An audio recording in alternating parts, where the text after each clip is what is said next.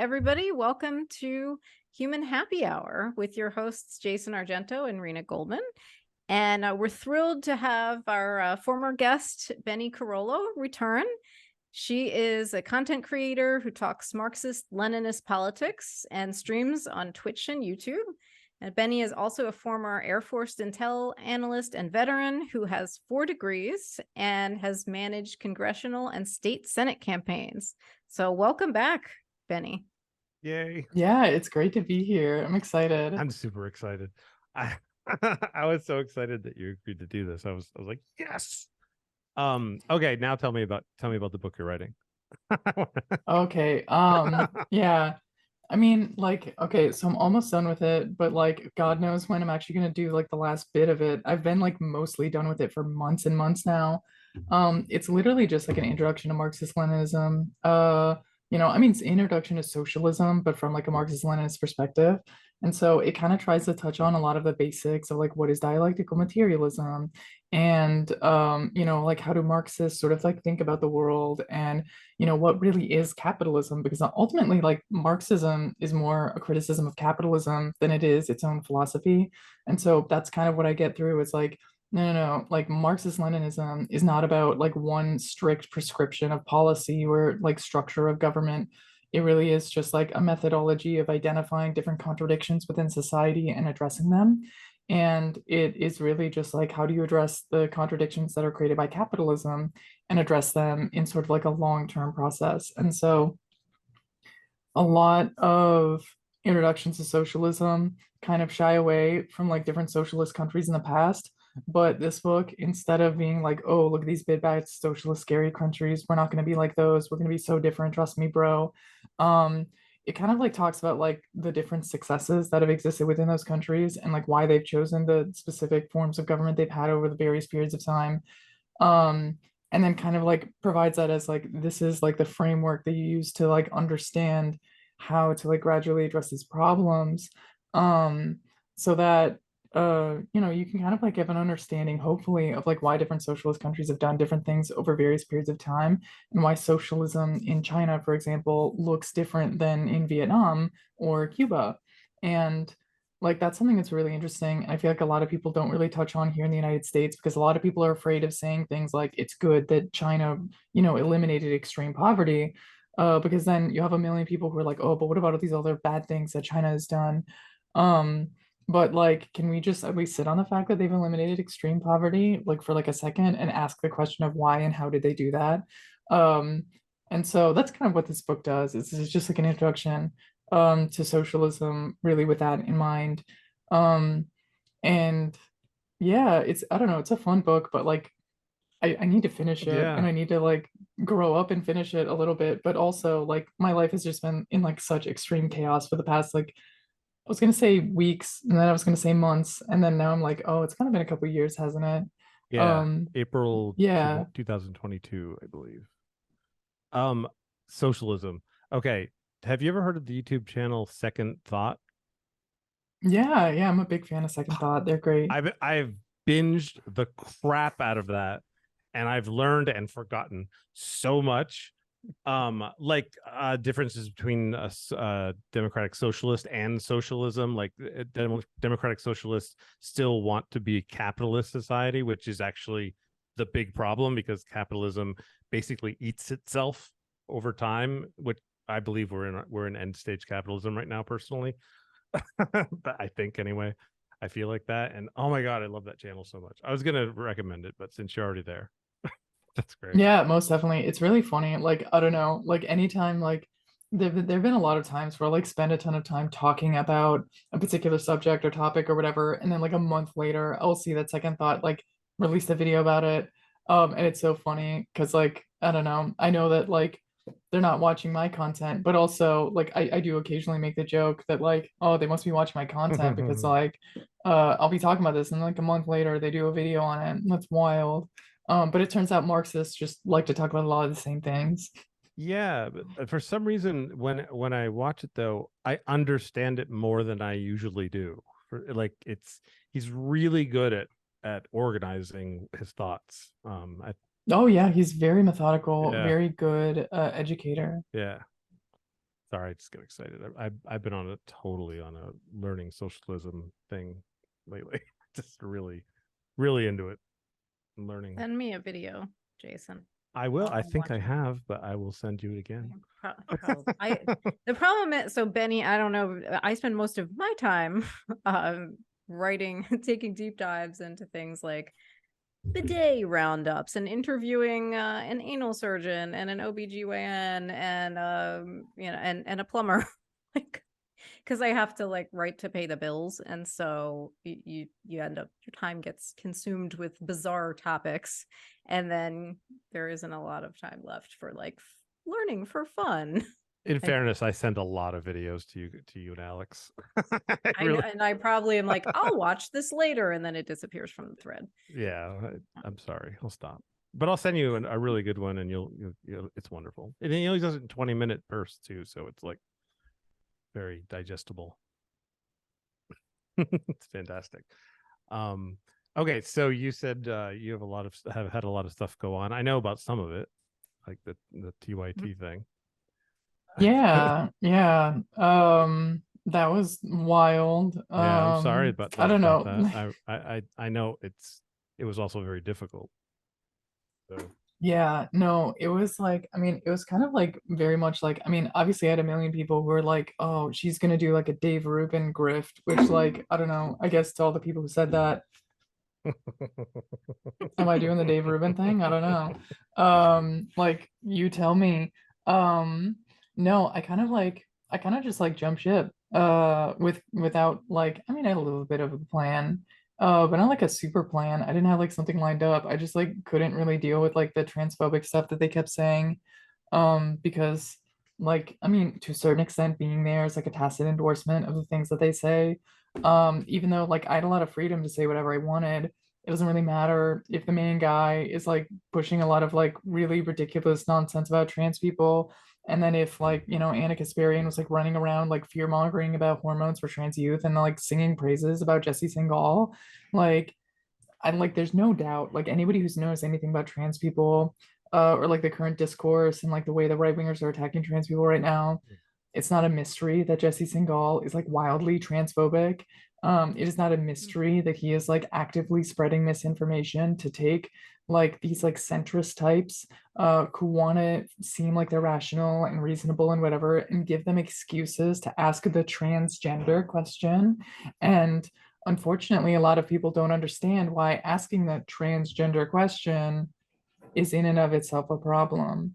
And that is just like goes into like, you know, I think a lot of people's lack of education, understanding about like politics and history and like how fascists like organize and mobilize and, you know, trick people into doing things. So yeah, no, I just couldn't deal with that anymore. And I left because, you know, I mean, as a trans person, um, in a state where Republicans are making our existence like something that is like being threatened legislatively, especially like when it comes to like trans youth, you kind of just have to draw like a really hard line.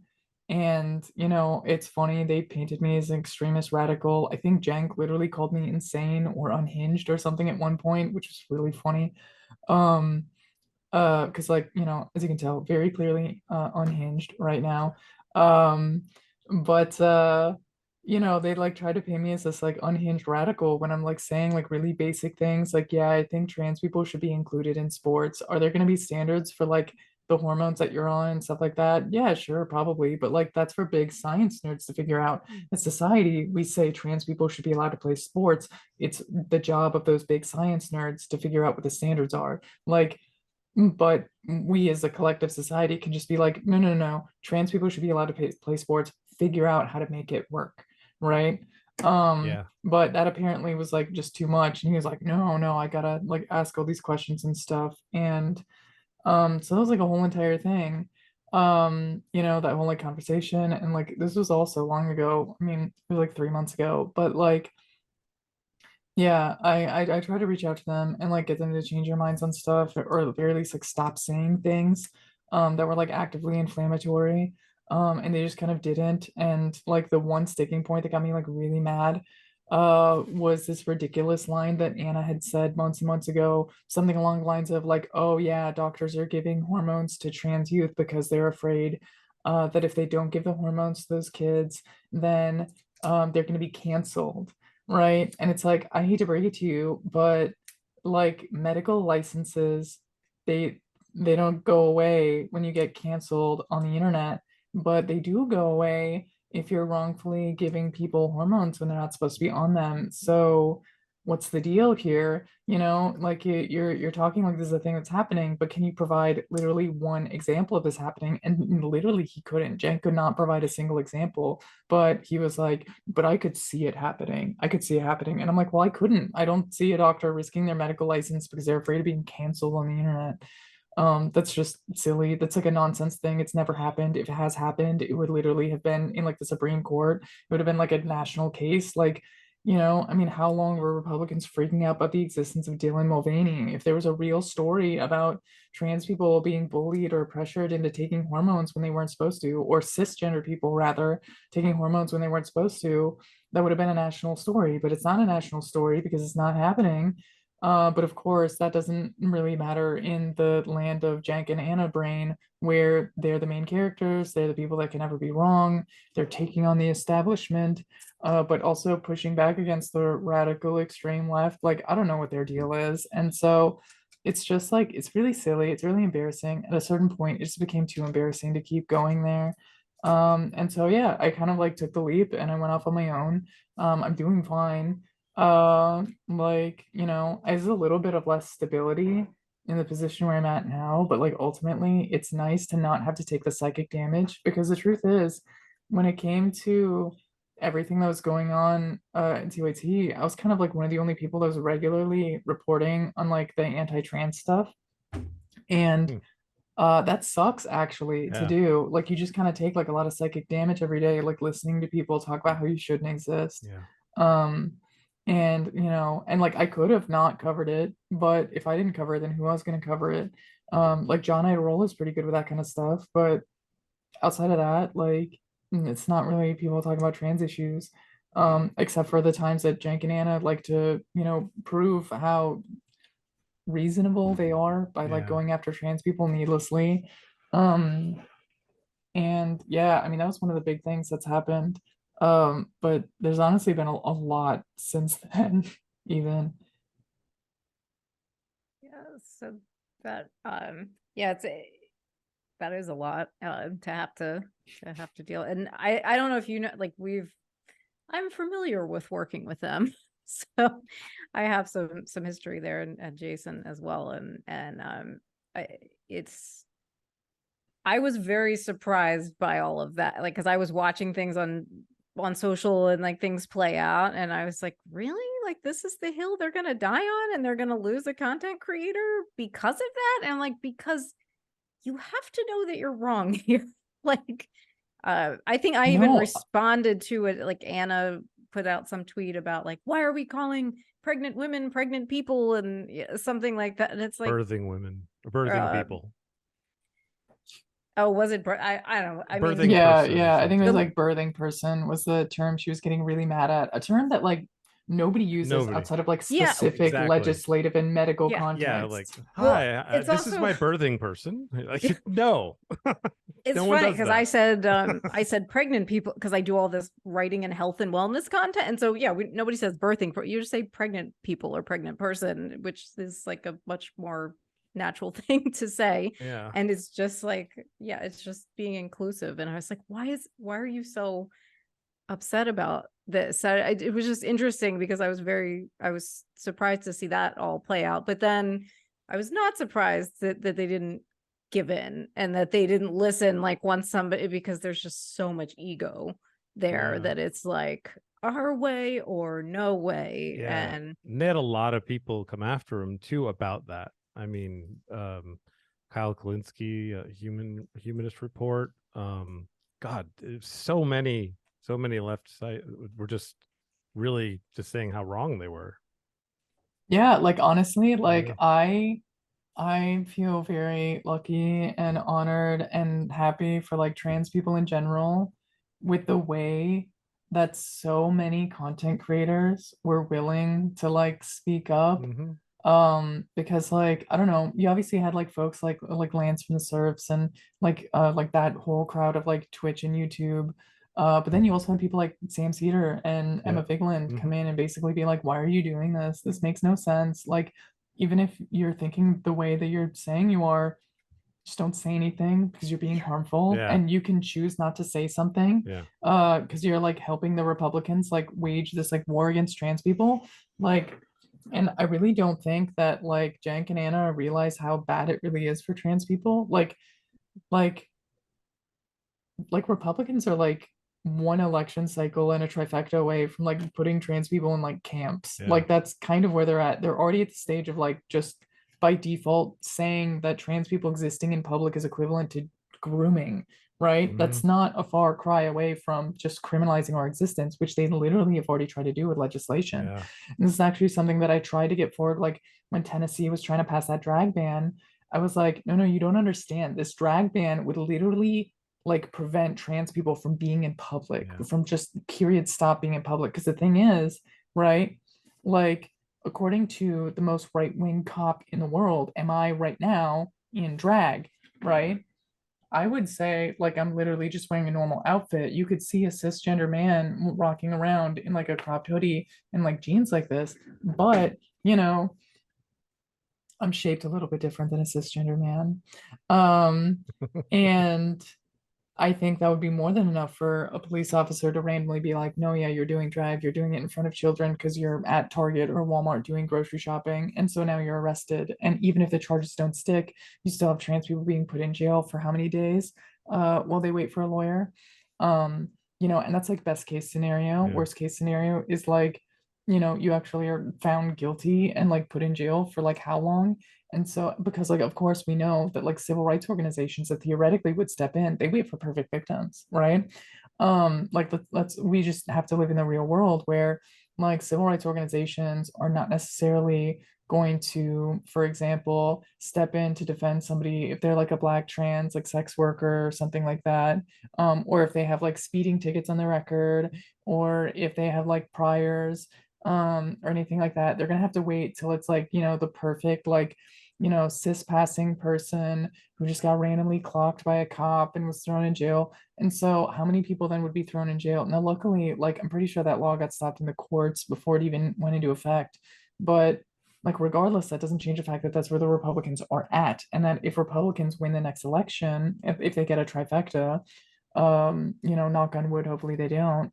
Um, what is going to stop them from passing that as a national law? The Supreme Mhm. Court? You really think the Supreme Court is going to stop a Republican trifecta government from like passing some sort of like national drag ban or a ban on like transgender healthcare? Right. And then what happens? Like a lot of people don't even realize how deadly it can be. Mhm. Um, like, do you know how miserable it is to like live your life without any hormones? Like it actually sucks really, really hard, right? Like you can feel like really, really ill. You can get like osteoporosis really easy and like a ton of other conditions that come from not having any hormones in your system. And trans people who have like already had bottom surgery, or like trans men that have already had like hysterectomies and stuff like that. um People who are at a certain point, who aren't producing endogenous hormones, need those hormones prescribed to them. And so if you just take that away from people, like it's literally torture. It's literally torture. It's miserable. What um would it and what's so it yeah. what's it like? I don't I mean I know I probably won't be able to figure it out, but like what I'm just curious because I mean it sounds terrible, but what do you like what would be the equivalent? Is there one? Okay. Let's say, okay, because I haven't had bottom surgery, so like it would affect me a little bit differently. But like let's say I was just to stop estrogen tomorrow, right? Let's say that like all of a sudden I stop estrogen tomorrow. I would probably go through at least a couple weeks, if not months, of like your typical sort of like menopausal symptoms. Um, getting a lot of like hot flashes, being moody, being really tired all the time, You know, because like just all of your hormone levels are just really low, like obviously no sex drive and like a bunch of like depression, anxiety and stuff like that. You know, it's a little bit different, right? Because Yeah. like you're not going from more to less, right? You're going from some to none, Right. right? And so the symptoms then become like more extreme. Like for me, right? Because like my body would start producing more testosterone again. Um, you know, that would sort of like turn around whenever my body is like, wait a minute, I don't have any hormones right now. Let's start producing some testosterone. Um, but then you get all like the masculinizing features of that, et cetera, et cetera. Um, but it's like a completely different ball game if you've already had like bottom surgery. Hmm.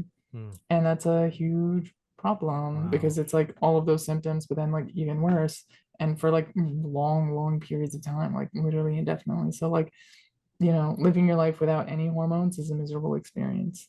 Humans kind of need those to live. Yeah. God.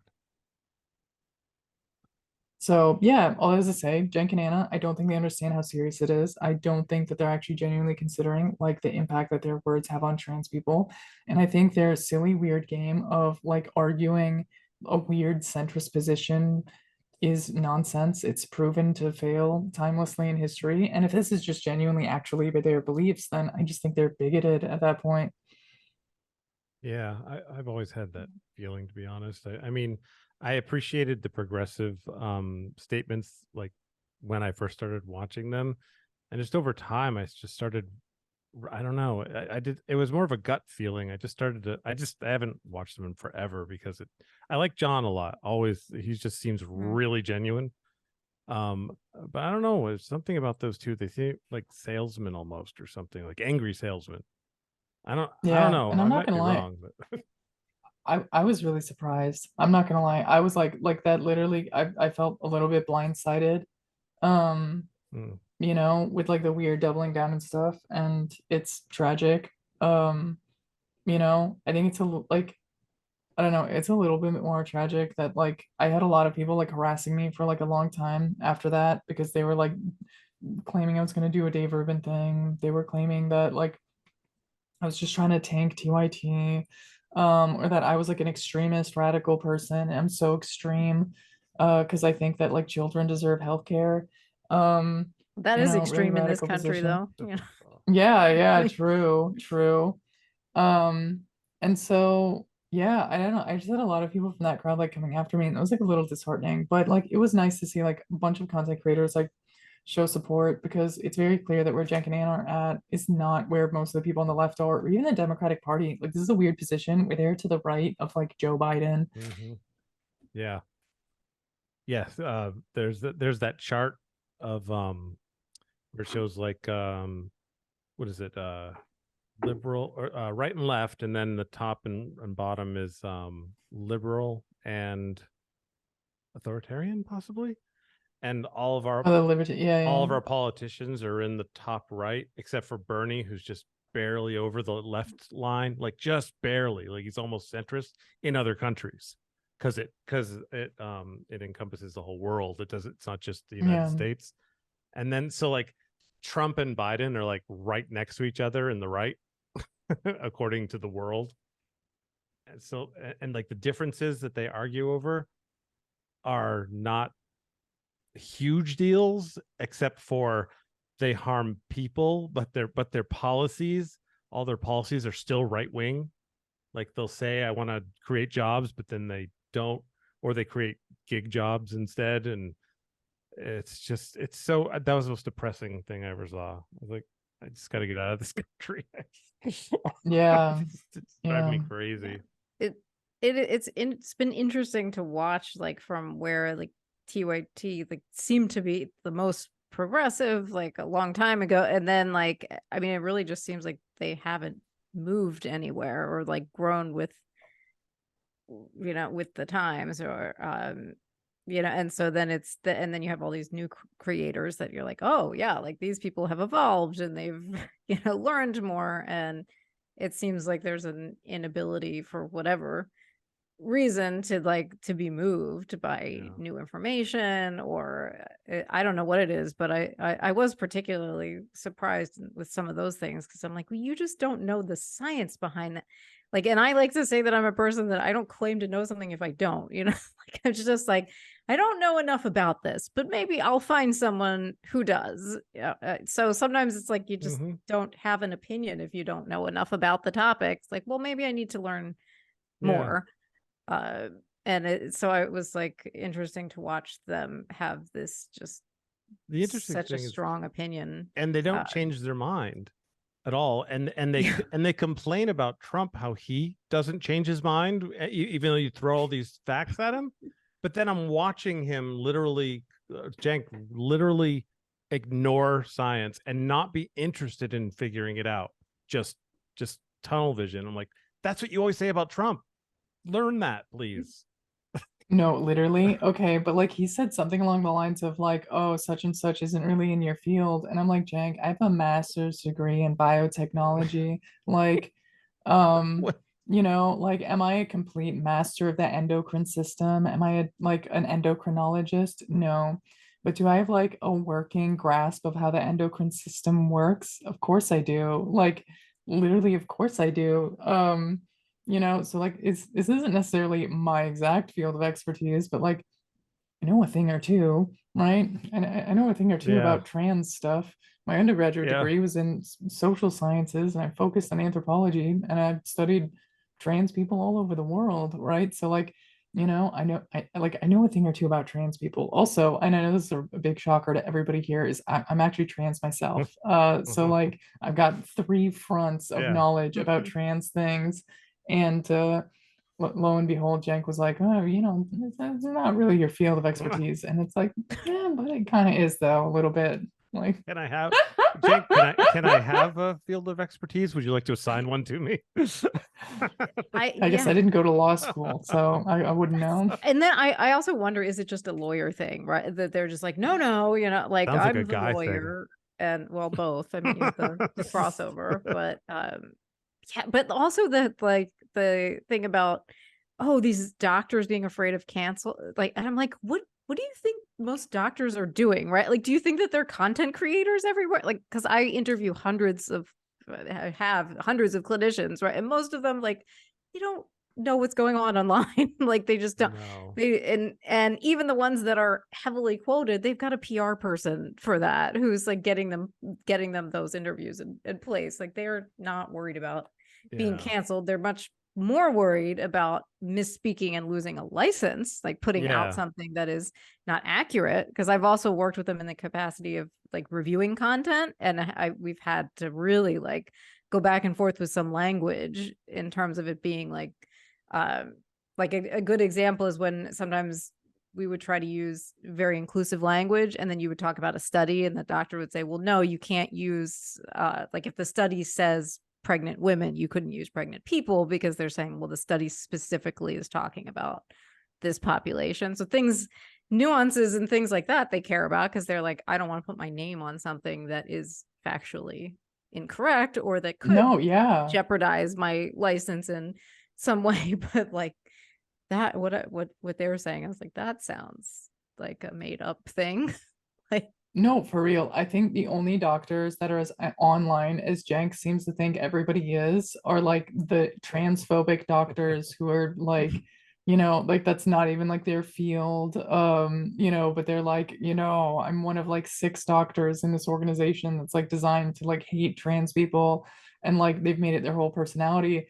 And like most other doctors, like honestly, most doctors, like, and this is a real secret, like this is both good and bad. Most people don't really care about trans people, right? Most doctors don't know anything about trans healthcare, and they don't really have a strong opinion one way or the other. Like when I went to my primary care provider, I literally had to be like, this is what I want you to do. I want you to give me these hormones, and like be like, this is what you can do, right? Like these are the hormones that you can give me, and I would like to take estrogen this way, and I don't want to go on these testosterone blockers because I don't like them. I don't think the side effects are worth it for me personally. I would like to get on progesterone because like that matters a lot to me, and I sort of have read enough papers to be a believer in the usefulness of prog. Um, and then like so like literally I had to like ask for all that stuff myself. Like they literally just like most doctors don't know, and so like weirdly enough, a lot of trans people end up having to teach their doctors how to do it, or like they'll go to the doctor's appointment, the doctor will be like, oh, maybe I'll get you hormones next time, and then frantically Google um what to do. So like most doctors are not caring about trans people, and they're definitely not worried about getting canceled on the internet because like I don't know, they're doctors, and the medical system in the United States is so strained. I don't think most doctors are spending all day on Twitter. Yeah, it's ridiculous. Yeah, and also like most doctors don't even know about menopause. Like that, Literally. yeah, there's a huge gap there. Like there's so little just in general that is known. Like I keep getting because I get like all these pitches and PR thing and everything. It's like menopause month and everything. But the more and more things that come out, the less and less we know about like all of these hormone profiles, and like even in like the life cycle of a woman. And yeah, and it's also because mostly it's like cis males that are like a lot of these clinical studies are done in, so because they're like, we don't want to mess with the hormones, like we don't, that there's too many variables there, so they don't want to study anybody that has like fluctuating hormones, in that way. And so it's yeah, I don't, it's a mess. And I just am like, it's because everything is for profit, and that's the problem. There's no incentive to provide actual healthcare. I could rant and rage about the healthcare system for a very long time. Yeah, it's really scary because like I don't think Biden has a chance to win, to be honest. And I don't know about if Trump's going to run, but it doesn't matter because there'll be somebody in the right wing. And then there's that whole what's that thing, 2025, what's it called, the 925 page project 2025, you heard about it? Yeah. I mean, that's freaking scary as fuck. um I didn't read the whole thing obviously because I don't like reading very much, but I did copy the entire thing and put it in a chat GPT and had it break it down for me. And holy crap, is it scary what they're planning on doing. I should probably publish that on the internet actually, but no one's done that. Because who wants to read 925 pages? But Yeah. but that leads me to the question is what do you think is going to happen after the election? Like, I mean, obviously if a right winger gets in there, you touched on a little bit, but what, I don't know, just help me figure out a way to stop it. I'm so scared about it. It's like, because I see the beginning of Nazi Germany happening is what I see. And maybe, and people think I'm crazy when I say that. They're like, oh, calm down. I'm like, calm down. Just look. I mean, I guess I'll front this with me just saying that like I kind of don't see another Trump presidency in the line. I do think that Joe Biden's just gonna win it. Like I'm gonna be Oh, I hope so. real. I do think that it's gonna be Joe Biden. Um, who knows? I don't know. Like if I'm wrong, I hope I'm not wrong. What happens? I don't know. It really depends on like, do Democrats keep the Senate?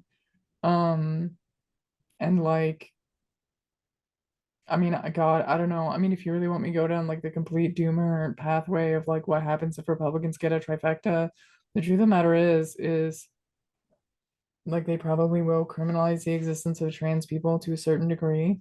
There will maybe be some states that push back against it. The Supreme Court might nerf it a little bit. But most people are gonna not care. Um, and like I don't know, because like I mean, people need to remember, like the United States has never been a democracy, right? Yeah. It never in its entire history has there been full voter enfranchisement, for example. Nope. And we obviously have like ridiculous arcane systems like the Senate itself, right? And the Supreme Court. And like people forget like how undemocratic our Supreme Court really is. which is just as a random aside, like one of the reasons why people hate figures like Hugo Chavez, for example, is because he democratized their Supreme Court. Because like it was very much set up to be resistant to change, exactly to prevent people like Hugo Chavez from doing like basic like social reforms and land reforms and stuff like that. And just like our Supreme Court is. And yeah, I don't know. That's like, look, I'm gonna be real. I don't think most people are gonna care. And this is like the bad side of most people not caring about trans people, which is like the truth of the matter is the Republican trifecta could literally throw every trans person in the country in a camp, and I think most people would forget about it after about a month. Yeah. Like that's kind of like the harsh reality. The moderate white person that MLK talked about.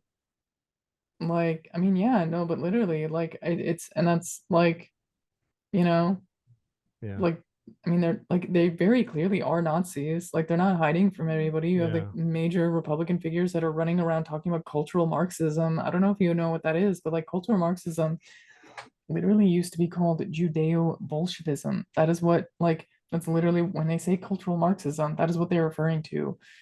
This ridiculous, nonsensical conspiracy theory that there's some sort of secret group of Jewish people that is communist and like trying to replace white people both by turning people gay and trans and like trying to like replace white people with black and brown folks.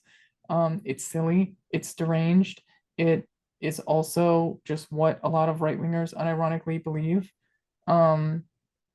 Well, And like they talk about it, like they talk about very, very publicly. I mean, people like, like Matt Walsh don't really hide themselves being fascist.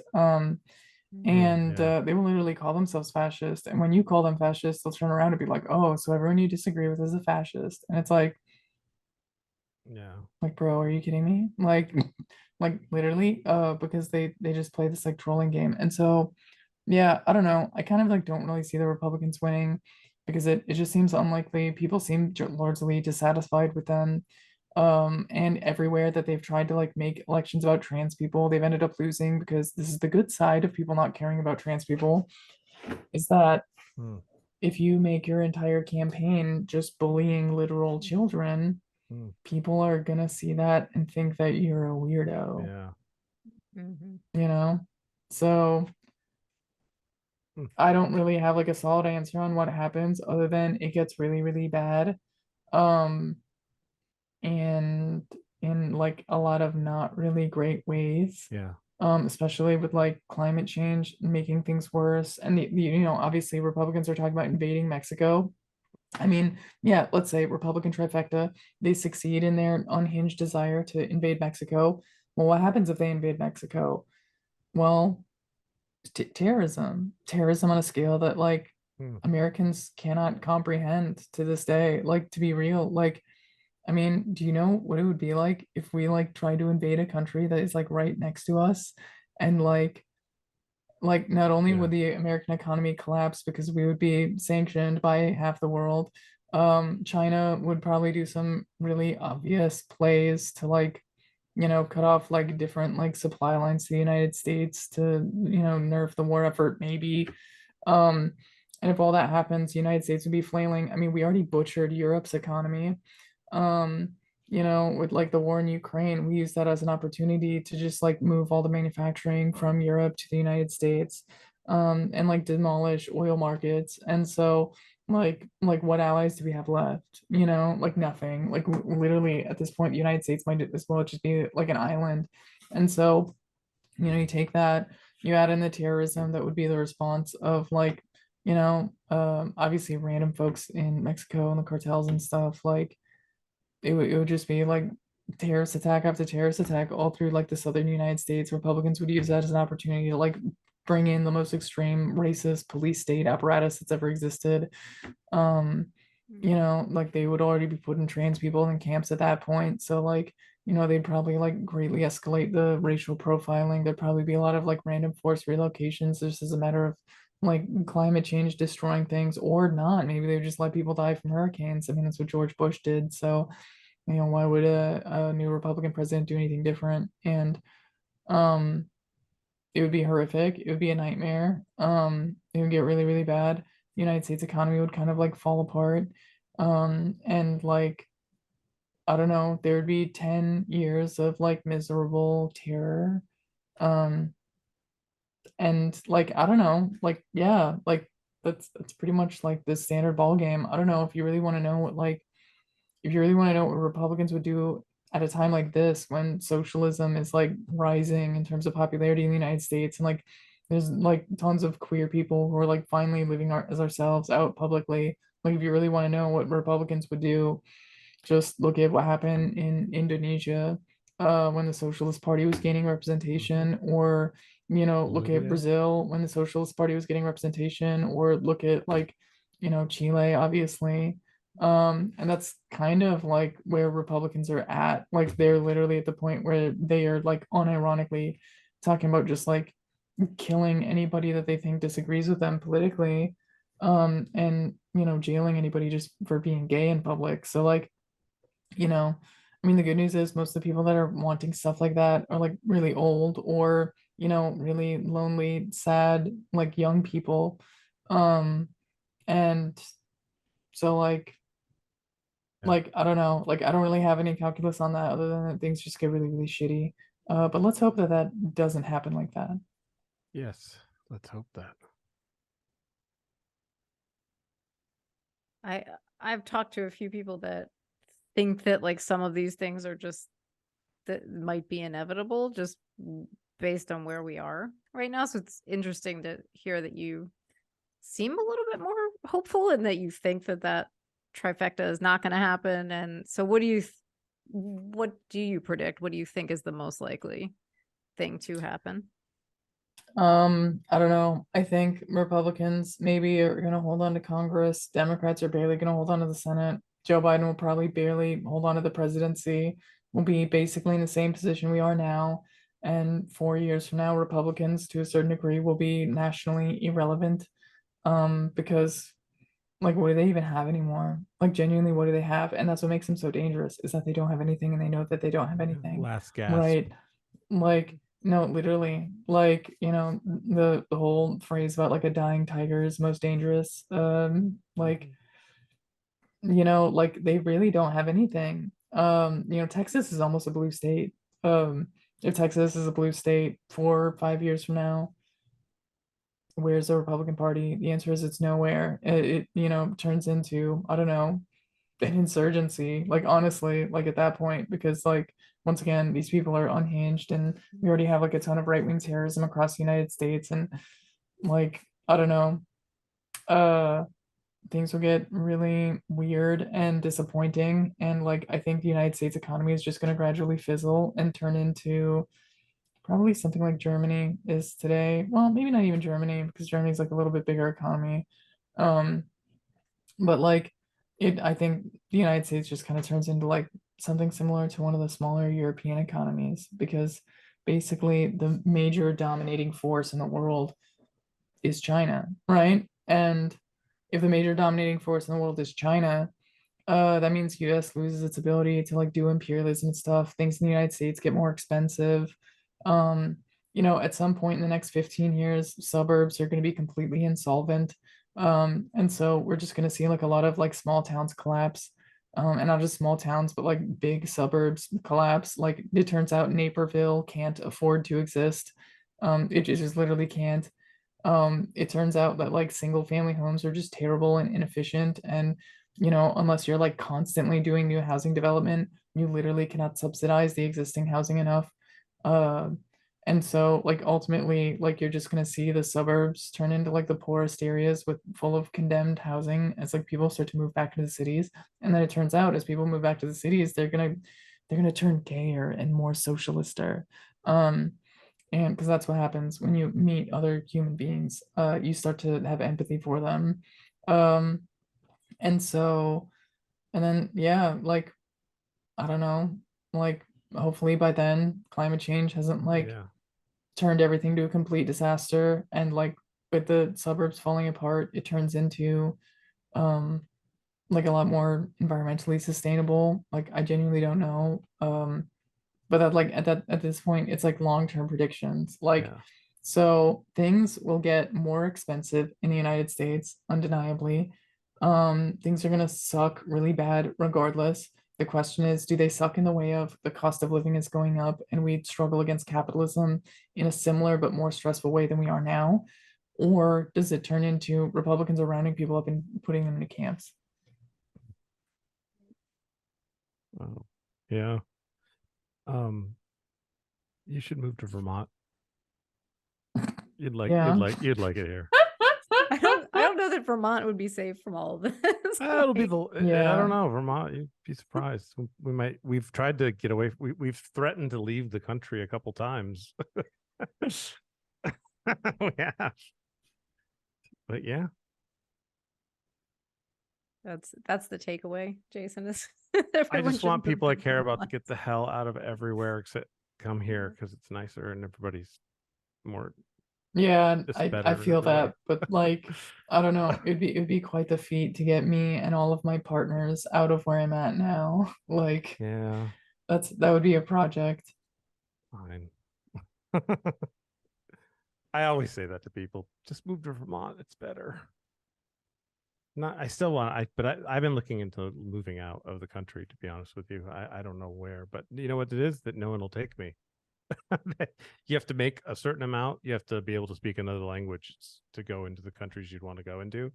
I don't. Nope, doesn't work for me. Yeah.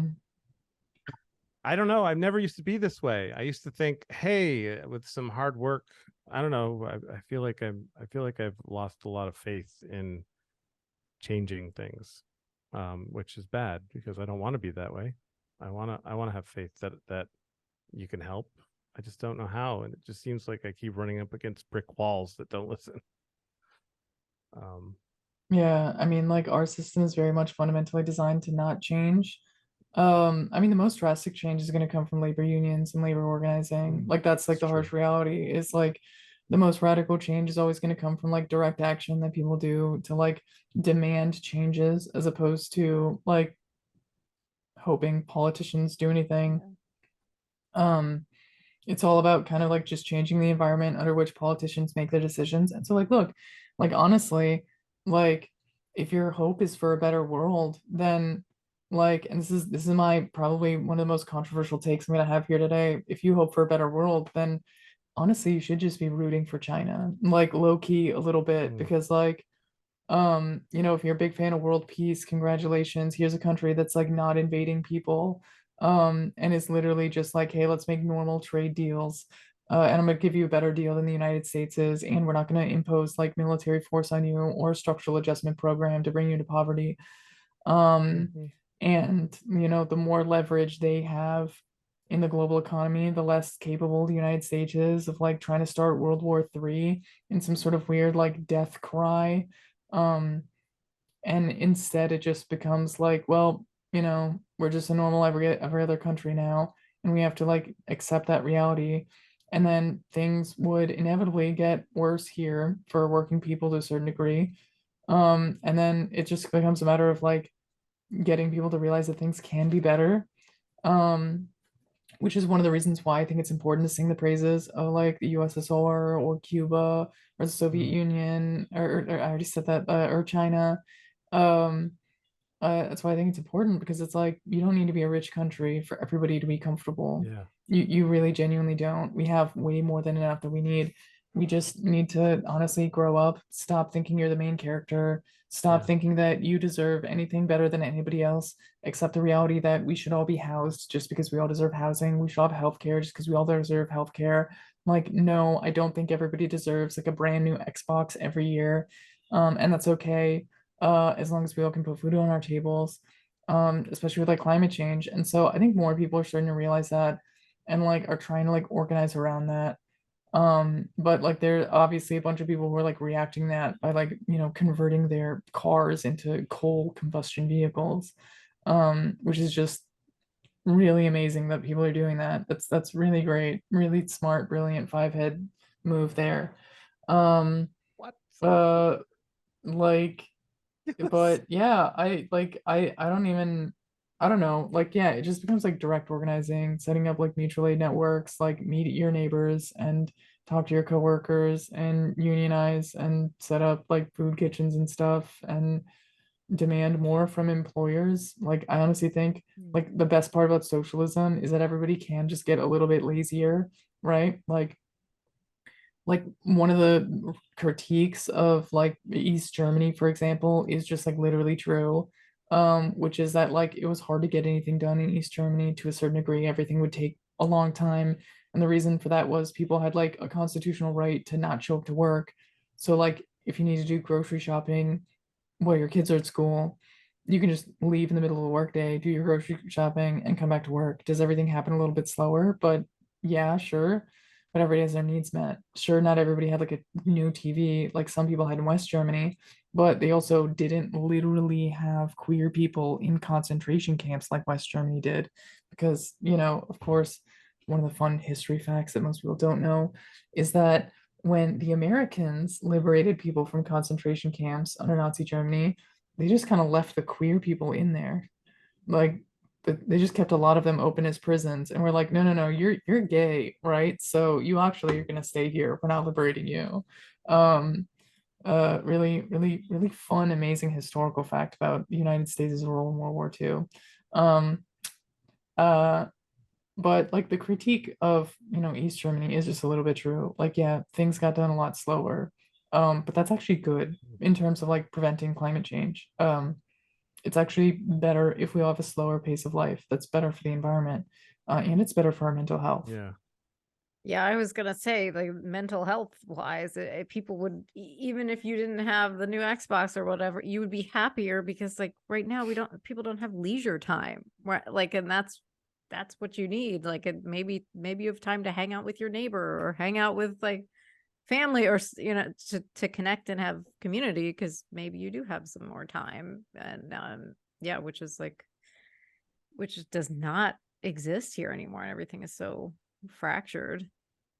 Yeah, and they also people forget the reason why we have the 5-day work week and weekends off and like what's some of the other things that is the socialist movement in the was it in the 20s 30s, I can't remember when it was, but they fought for the 5-day work week and vacation and minimum wage and social security and all these different things. That there used to be a huge socialism party or group in this country, and we take that for granted now, and then we call it evil. It's like, Yeah, no, for real. Like, and I guess like one of the things that like this is actually something that Noam Chomsky written about a couple of times, but like, and I think this is really important, right? Is Noam Chomsky talks about the vibe and how the vibe was very different, like during the Great Depression from today. And the key thing is that like even during the Great Depression, there was a sense of hope that things would get better. And that hope motivated people to get organized and mobilized and talk to their neighbors. And unfortunately, modern society is very good at creating despair. And so people like it's very important that you do not despair, right? If you're in despair, you aren't going to do anything. You're going to feel like everything's useless and you're not going to like get engaged with your community. You're not going to organize and do like the important things that are necessary. You're not going to like set up housing cooperatives or like food cooperatives or, labor unions and stuff like that. If you're in despair, you're going to be like, I just need to survive. And that's a problem. That's fundamentally like a ginormous, huge problem. You need to have hope that things can get better. And if you don't have hope, then like nothing is gonna get done. And so yeah, that's one of those things that's like really difficult to like get across to people. But it is because honestly, despair is a selfish emotion. Like, let's be real. Despair is kind of a selfish emotion. You're feeling down on yourself. You feel like the world is like, gonna fall apart. And so you're just like, I'm just gonna just sit here and exist. And like, I've been there. Who hasn't been there? This is capitalism, baby. You know, like we've all had our moments of despair, but you can't linger there for too long because it is a selfish emotion, and hope is a collective emotion. You have to have hope that the world will get better. You have to like try to like make the world a better place to whatever extent you can.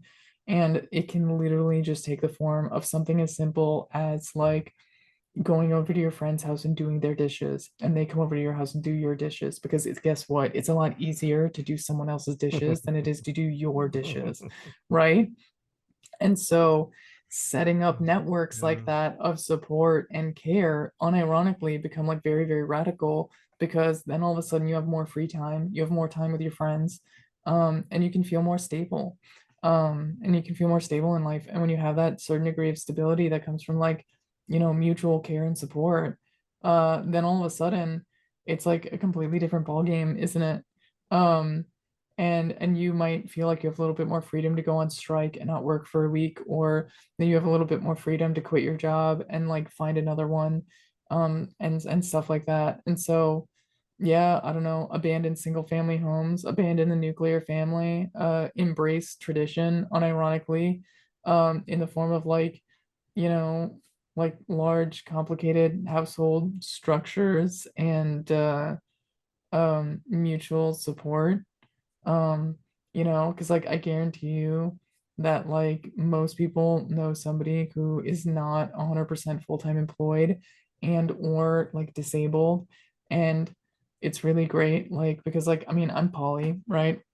I've got a lot of amazing people in my life, and I'm disabled, and some of my partners are disabled, and it turns out that we function pretty well because like our disabilities are not perfectly overlapping, so we can help take care of each other and still have free time and time to spend with each other, and it's really great. um and so like building supportive care networks like that are very critical, especially in times like this. I don't know, I'm just kind of gone on like a long rant here, but like all that is to say, like, don't despair, have hope, engage with your community. Yeah, you just reminded me of, it's going to be a little nerdy, but um I always loved the scene in Lord of the Rings where Sam doesn't give up, where he says, well, then I'll carry you the rest of the way. And I always like to think of myself as that kind of a person, that even though it's the worst situation it is now, which is what's made me kind of sad about how I've been feeling lately, but you reminded me of that feeling, what you just said. And I think that helped me a lot, actually. I do. So thank That's you. good.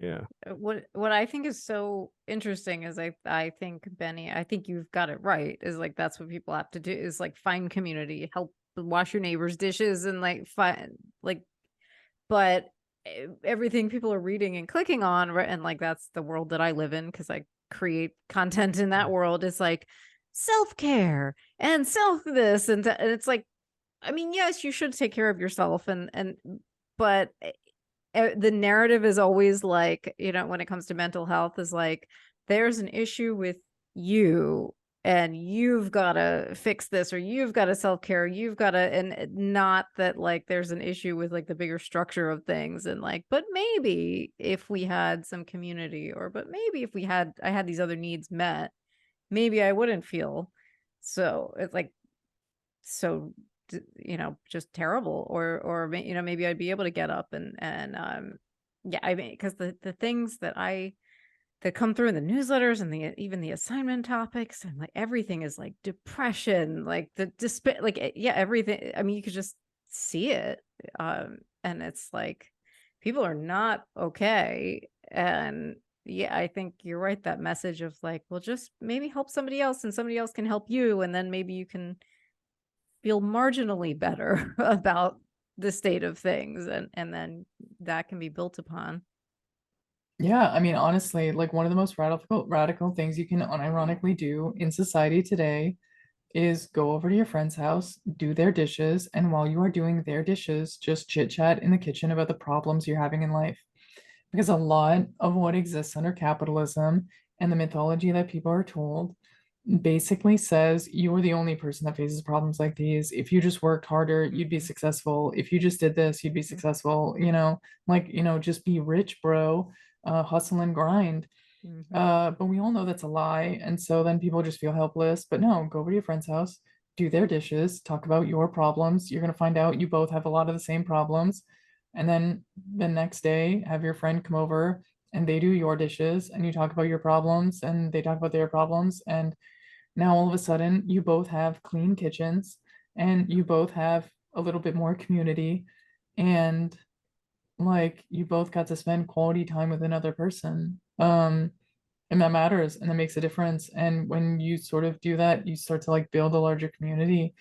Um, because like what ends up happening right now in like nuclear households is this like terrible system where basically men will force their wives who also work to do all of the dishes, and then they both just resent each other and their children for existing and draining all of their energy, right?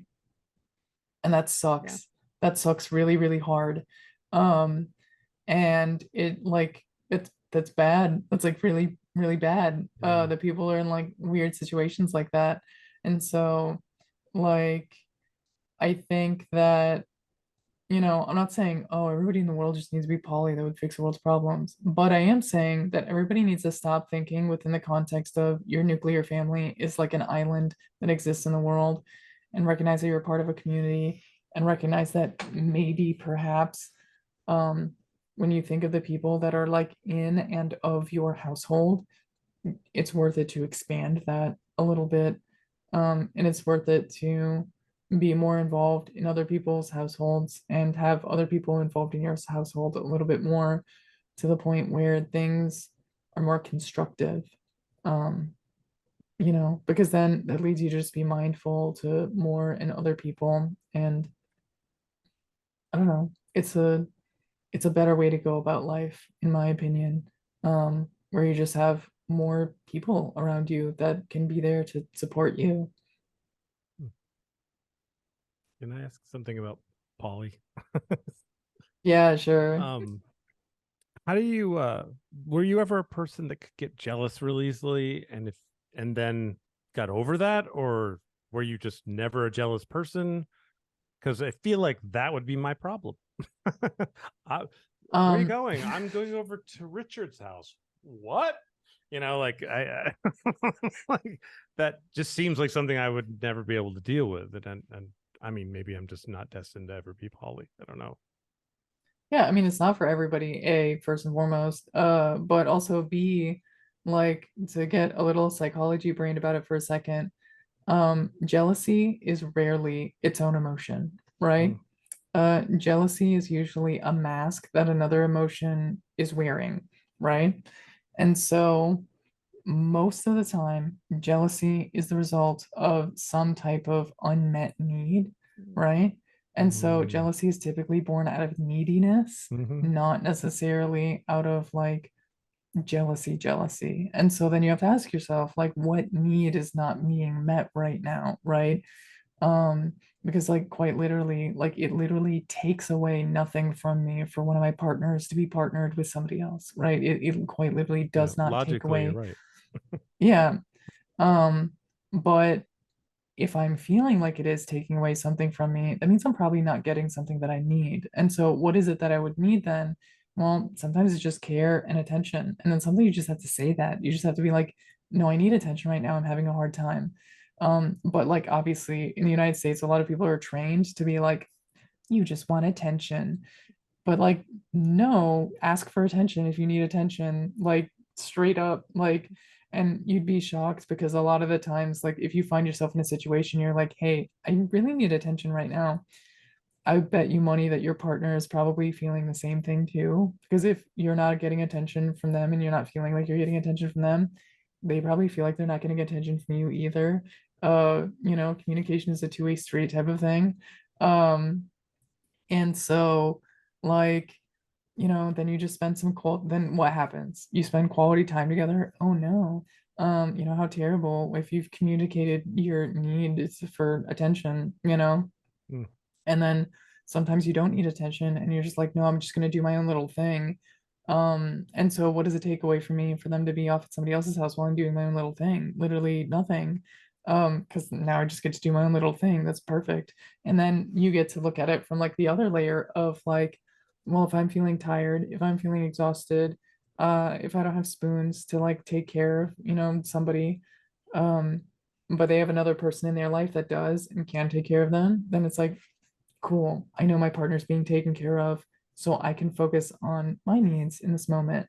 And so like that's one of those things where the secret is just to communicate and be honest.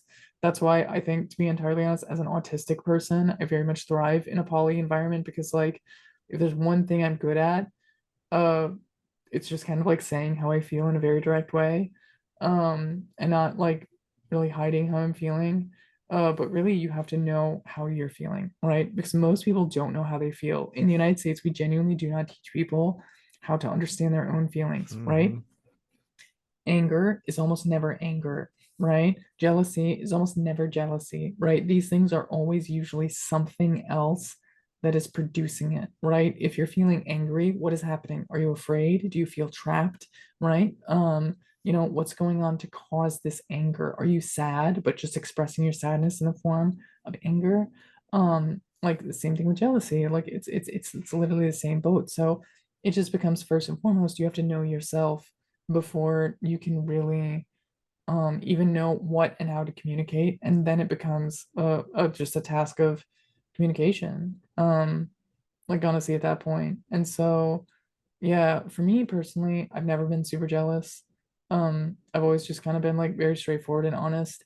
And I've always kind of viewed things like in the way of like, what's not taking anything away from me, it doesn't affect me, so why would I be bothered if you were spending time with so and so? It's like, like you know what I mean? Like sometimes Oh I'm yeah. playing Magic the Gathering and I'm not cuddling somebody. So why do I care if they're cuddling somebody else? I'm doing my own thing. They can do their own thing. Right. To Uh clarify, sex is exactly what I was talking about, not just time. I mean, no, yeah, no, I okay. know. Yeah. Like, I don't care if I want to hang out with someone, it's fine. Then I can play my video games, but I think it's I don't know what it is. I think I don't know. I always thought it was evolution because like I read this book called The Dangerous Passion, and it talked about how evolution jealousy, which I know is not the root emotion, because we learned that in acting class. You learn about the well with the actual emotions, and then, but yes, but jealousy is a was really important. It's a theory anyway, that it was a really important factor of making sure the species kept going, because from one person would want to have a child, but then if you were with someone else, you weren't taking care of your own seed, I guess, or something, some kind of thing like that. But Yeah, so that is a really interesting theory. And that is also why I think evolutionary psychologists should shut up and listen to anthropologists. okay, that's fair. Because because the truth of the matter is, I mean, okay, let's roll back the clock Okay, 20,000 years in human I'm history. super excited. How That do was you a great know if it opening, It by the way. was. I just have to tell you. We ruined it, yeah. but we ruined A it. Go great on. start. Yeah. Like, how do you know if a child is your child 20,000 years ago? Right. Yeah. You And so wouldn't. I'll also offer you another fact. This is another fun fact, right? So Mm. cisgender women sync their cycles, right? Which is a really, really interesting thing. Uh, okay, so this is very interesting. Okay. Um, that is like a very specifically and directly evolved strategy to like create uncertainty about parenthood, right? To create uncertainty about parenthood and to prevent sort of the problem that exists with gorillas, where you have like one gorilla that will fight all of the other gorillas and kill the children of like other gorillas. It's really bad. And so what ends up happening is you have cisgender women that will sync their menstrual cycles, so they're all kind of like ovulating at the same time. And you have humans that are living in groups that are like for the most part in close quarters, so pretty much everybody's going to be like cycling at the same time for the most part, which means that one guy can't literally get everybody pregnant.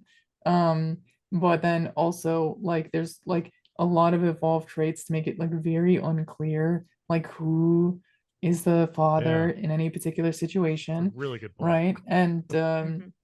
you know, if you look at the way that like early hunter-gatherer human societies are structured, there's not really a lot of like long-term monogamous relationships, you know. Um, Hmm.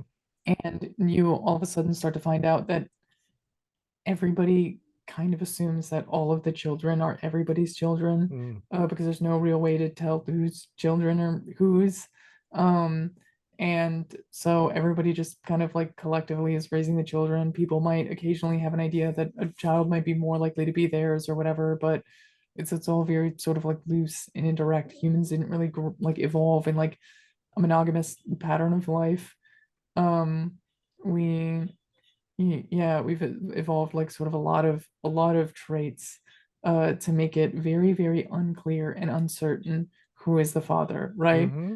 Um, you know, Yeah. like how many times does somebody, for example, get pregnant and be like, wait, I didn't realize I was at this point in my cycle. I didn't realize, it's like the old saying of like, what do you call people who use the rhythm method, right? You call them parents, Mhm. right? Like, um, Yeah. and it's like there's all of that uncertainty is sort of like caked into like human physiology for the very direct and explicit reason of if you're sleeping with multiple people, you can never know whose kid is whose. So everybody kind of assumes that the kids are their own, so they take care of them. And that's just kind of how humans lived throughout most of society, throughout most of human Yeah. evolution. I feel That's really actually why, stupid right now because no, I'm no, picturing no, the no, no. Flintstones, my father, a mother. Maybe I shouldn't have said that. Now I'm definitely stupid. But no, like that's what it was. I was thinking, well, you're with your wife, you're with your husband, blah, blah, blah. But yeah, why would there'd be no. Yeah, no, exactly. And so, but like that's one of those things where like evolutionary psychologists will occasionally have this problem of like Yeah. reinventing history to fit our current mode of Yeah. existence and not really considering like the archaeological and anthropological evidence of Yeah. like how humans actually lived. And so like I mean, and it actually leads to like really there's like really fun, like silly traditions that exist all over the world that are like, I don't know, really fun. Like some cultures that literally believed that like you could get more pregnant, right? And so like if somebody was like, "Oh, I'm pregnant," then everybody's like, "Oh, we really have to get this like we have to, finish Pile making the on. baby," right? And literally though, right? And so like like humans kind of just like we didn't have microscopes Right. back Made then, stuff right? up. Like we got like we kind of like had a sense of like sex leads to babies, Yeah. but didn't necessarily like know all of the like intimate details of like physiology and stuff and like the how the reproductive organs worked at the microscopic level. And so yeah, Hmm. no, like testing paternity was not a thing that you could do in I the don't know why I savannah didn't think. 25,000 I don't years know why I ago. didn't think of that a um long time ago. It makes No, it's okay. Like there's a lot of so people with silly. like PhDs and stuff that do this wrong. Like once again, this is just people neglecting the field of anthropology. Um like that's it. It's just people neglecting the field of anthropology. Mm. Like I don't know. I'm not a big fan of evolutionary psychologists. Some of them are okay, but like for the most part, like come on, dude, just like please study a little bit outside of your field Yeah. and stop working with models and start working with like what have actual anthropologists discovered about early human societies because it's not nothing. Yeah. Um, and so like that's not your fault. There's probably some really smart guy that wrote a book that sounded really smart that was based off of really interesting models, but just was not based off of like, I mean, because like humans are not very sexually dimorphic, right? And like in perfectly monogamous species, you will see effectively no dimorphism. So we're not gibbons, right? We're not monogamous species. We're not like this, like, perfectly androgynous, like monkeys that are like mating for life. Um, that's just not who we are, but we're also not like polygamous, right? Like gorillas. Because we also are not, we're a little bit dimorphic, but we're not that dimorphic, right? Like men are not literally 3 times the size of women. It's just not a thing that exists. We're sort of this sort of like, you know, gender blob species that we're like a little bit different, but not that different. And that's kind of cool. Like Hmm. that's kind of like really cool. And like the other species that we know that are like, dimorphic to the same degree that human beings are like, you know, there are other like polyamorous species. Like humans are sluts. Okay, that's the harsh reality. Humans evolved to be sluts. Okay, um, and to put it crassly, I guess. So then And psychology so yeah. changes how we are then from what we Oh should be. yeah, 100%. 100%. I mean, because like, I mean, think about the society that we live in. Like, I don't know, like Yeah, yeah. if you're watching this, do you feel starved for attention and care and support and love from other human beings? Of course you do, because like we live in capitalist society. So Yeah. most people feel like that. And so then you take that, you turn it into jealousy, you tell people it's natural, it's the natural order of things, there can never be anything different. And then all of a sudden people are wondering why they're resenting their wife and kids. And it's like, well, you're resenting your wife and kids because instead of living your own life for your own fulfillment, you lived a life based off a social script that was like quite literally put together in the 1950s by white supremacists that were literally just trying to like reinvent Nazi Germany's propaganda, but the nuclear family with an American flair and a little bit of like, evangelicism. And like that's how we got the nuclear family that we have today. It was literally a propaganda campaign. It was literally a propaganda campaign, like very directly by like marketers because they wanted to sell racist suburbs to people because they thought that labor unions were, organizing just a little bit too well. And so they needed to find a way to segregate neighborhoods Mhm. and attach people to specific factories or workplaces. And that's why they built the suburbs. And this was not even really hidden. Yeah. This was kind of like very clear, sort of the work of people like Edward Bernays, who sort of like literally put together marketing campaigns with like the Eisenhower administration to like rebuild America in a newer, more racist form.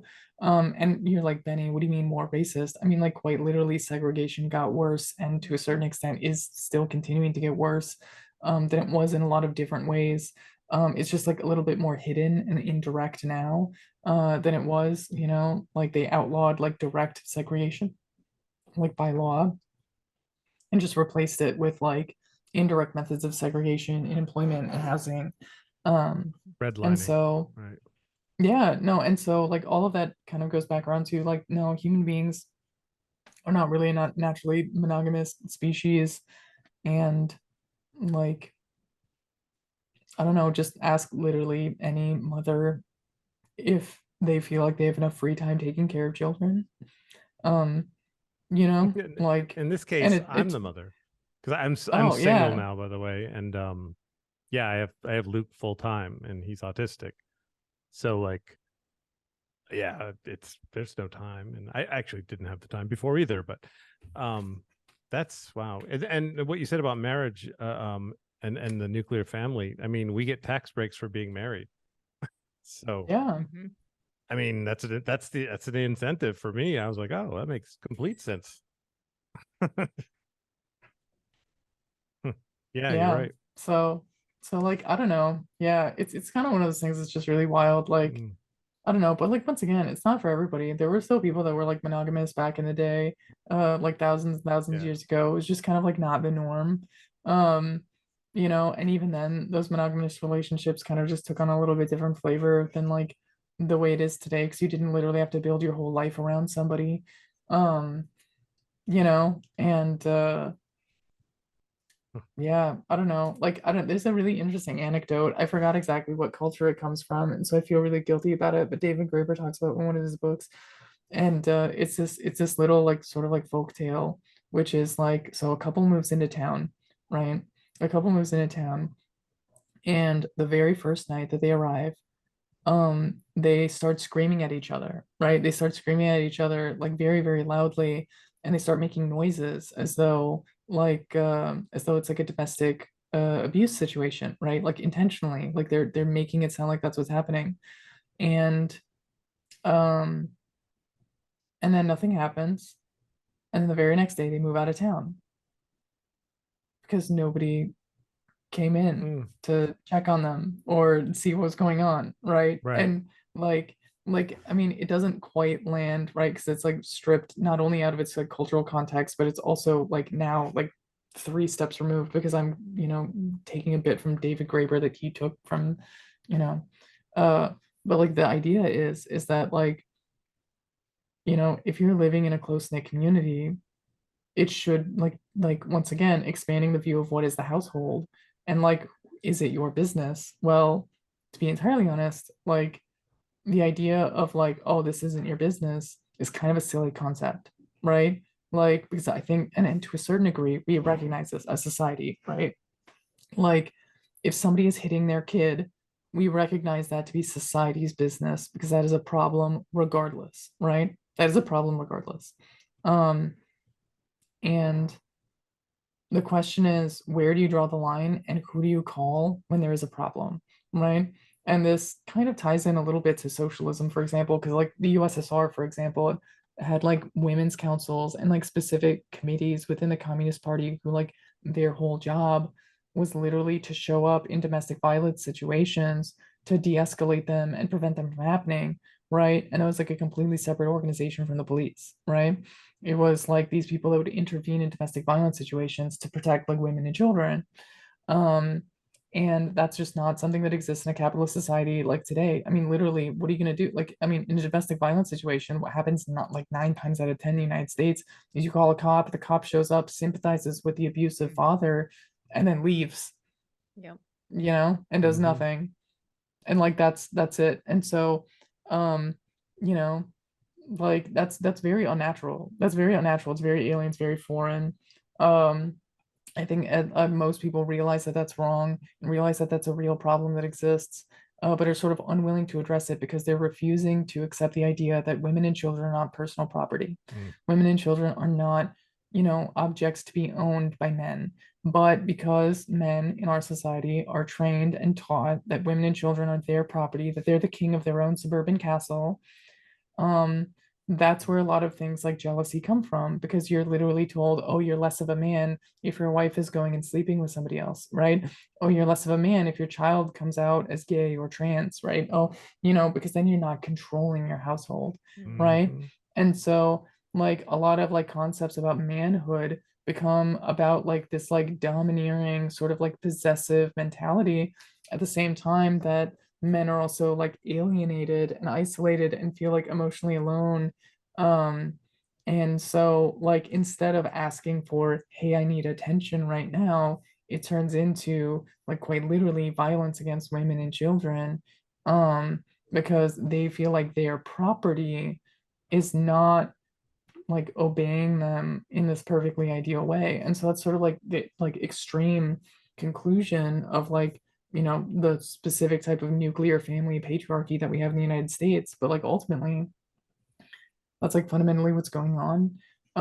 And so like, um, yeah, like that's like it's a problem, but that's not how human beings evolved. Yeah. That's not how we like, you know, that's not really where we came from.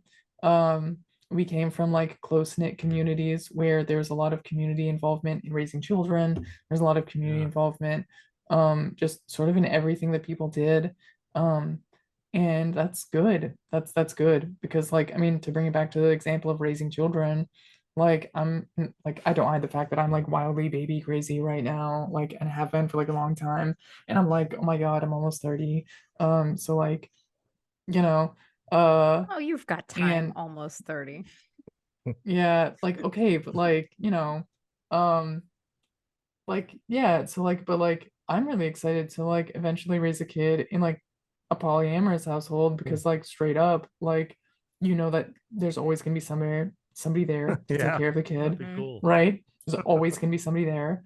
And you also know that like nothing really bad is gonna happen. Like at least in terms of like from the parents, right? Because like, you know, if you're in a single family home or even a two-parent home, if you have somebody in the family who's like abusive, it's really hard to escape that, right? But if you've got a whole network and community of people of support, if somebody's abusive, they get kicked out very, very fast. And you're not homeless because you've got other people there to help take care of you and support you. You've got other places you can go and stay. You've got safe people, the kid will have adults in their life that they can communicate with, that they're comfortable with, so that they can be safe. Um, and so it really like that type of community support network protects people from abuse and it protects vulnerable people from abuse because like I'll throw one more evolutionary fact about humans at you. do you know what one of the most advanced, like, one of the big steps in human evolution that allowed us to have egalitarian societies is? Farming? It's okay. No, not farming. Actually, farming was a step backwards. Oh, okay. Like oddly enough, yeah. Um, Human beings are really good at throwing stuff. We are amazing at throwing stuff. Like we are a species that can throw baseballs at 90 miles an hour. Okay, a chimpanzee cannot do that. Um, and it turns out that that's a really, really great strategy if you're like a early hunter-gatherer human being. Um, to stop, I don't know how much you can swear here. Go ahead. To stop assholes Mhm. from being assholes, right? Like Ah, if somebody's being an asshole, right, you can kind of just throw rocks at them until they leave. If you're like an early hunter-gatherer, right. right? Yeah. You can't, it doesn't matter how big, tough, and strong of a guy you are. It genuinely does not matter, because if you have 5 people throwing rocks at you, there's not really anything you can do. Um, and so like that was the strat. Like that was the strat to like dealing with people who are like, I'm this big tough guy, I'm better than you, I'm gonna tell you how to live your life. It's like, no, actually, me and all my homies, we're gonna throw rocks at you until you leave town forever. Um, Wow. and yeah, Robert Sapolsky, actually, who's a really brilliant neuroendocrinologist, studied like a troop of bonobo, or not bonobos, baboons, that kind of accidentally did that, where like all of the like, like larger males who are like really violent, and maintain like a patriarchal system, they all died of tuberculosis suddenly. And the women in the troop were like, okay, we're done with this cycle of violence. And if anybody comes here and tries to start violence, we would just beat them up. Uh, and then no more violence, right? Mhm. And then all of a sudden, lo and behold, that baboon troop is like much happier and like living like chill lives. Um, and you don't see a lot of the problems that you see in like other baboon troops. And like this is a fantastic study, and like it's really, really cool. Robert Sapolsky, like I highly recommend his work. He does a lot of like research into like stress, and physiology, and like he's just really brilliant. Um, but that's kind of like that must have happened at some point in human evolution, because that's how we got like egalitarian societies and our marginally but not entirely sexually dimorphic shapes. um Humans are pretty androgynous creatures. um and I mean, yeah, humans are pretty androgynous creatures, and that's sort of like a result of like us kind of living in like polyamorous egalitarian societies for like thousands of years. Wow. I don't think I'm just trying to think of, do I want to change? Could I change? Why would I change? It's like all the stuff is, as long as I'm not a violent person. So I just get jealous if you go have sex with someone else, and I won't want to be with you anymore. I think I'm just going to stick with that right now.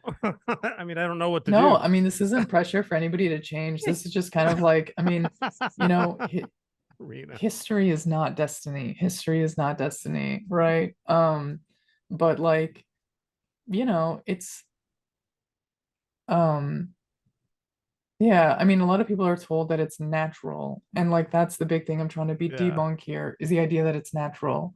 But natural is not by definition good. Unnatural is not by definition bad. There's a lot of things in this world that are unnatural.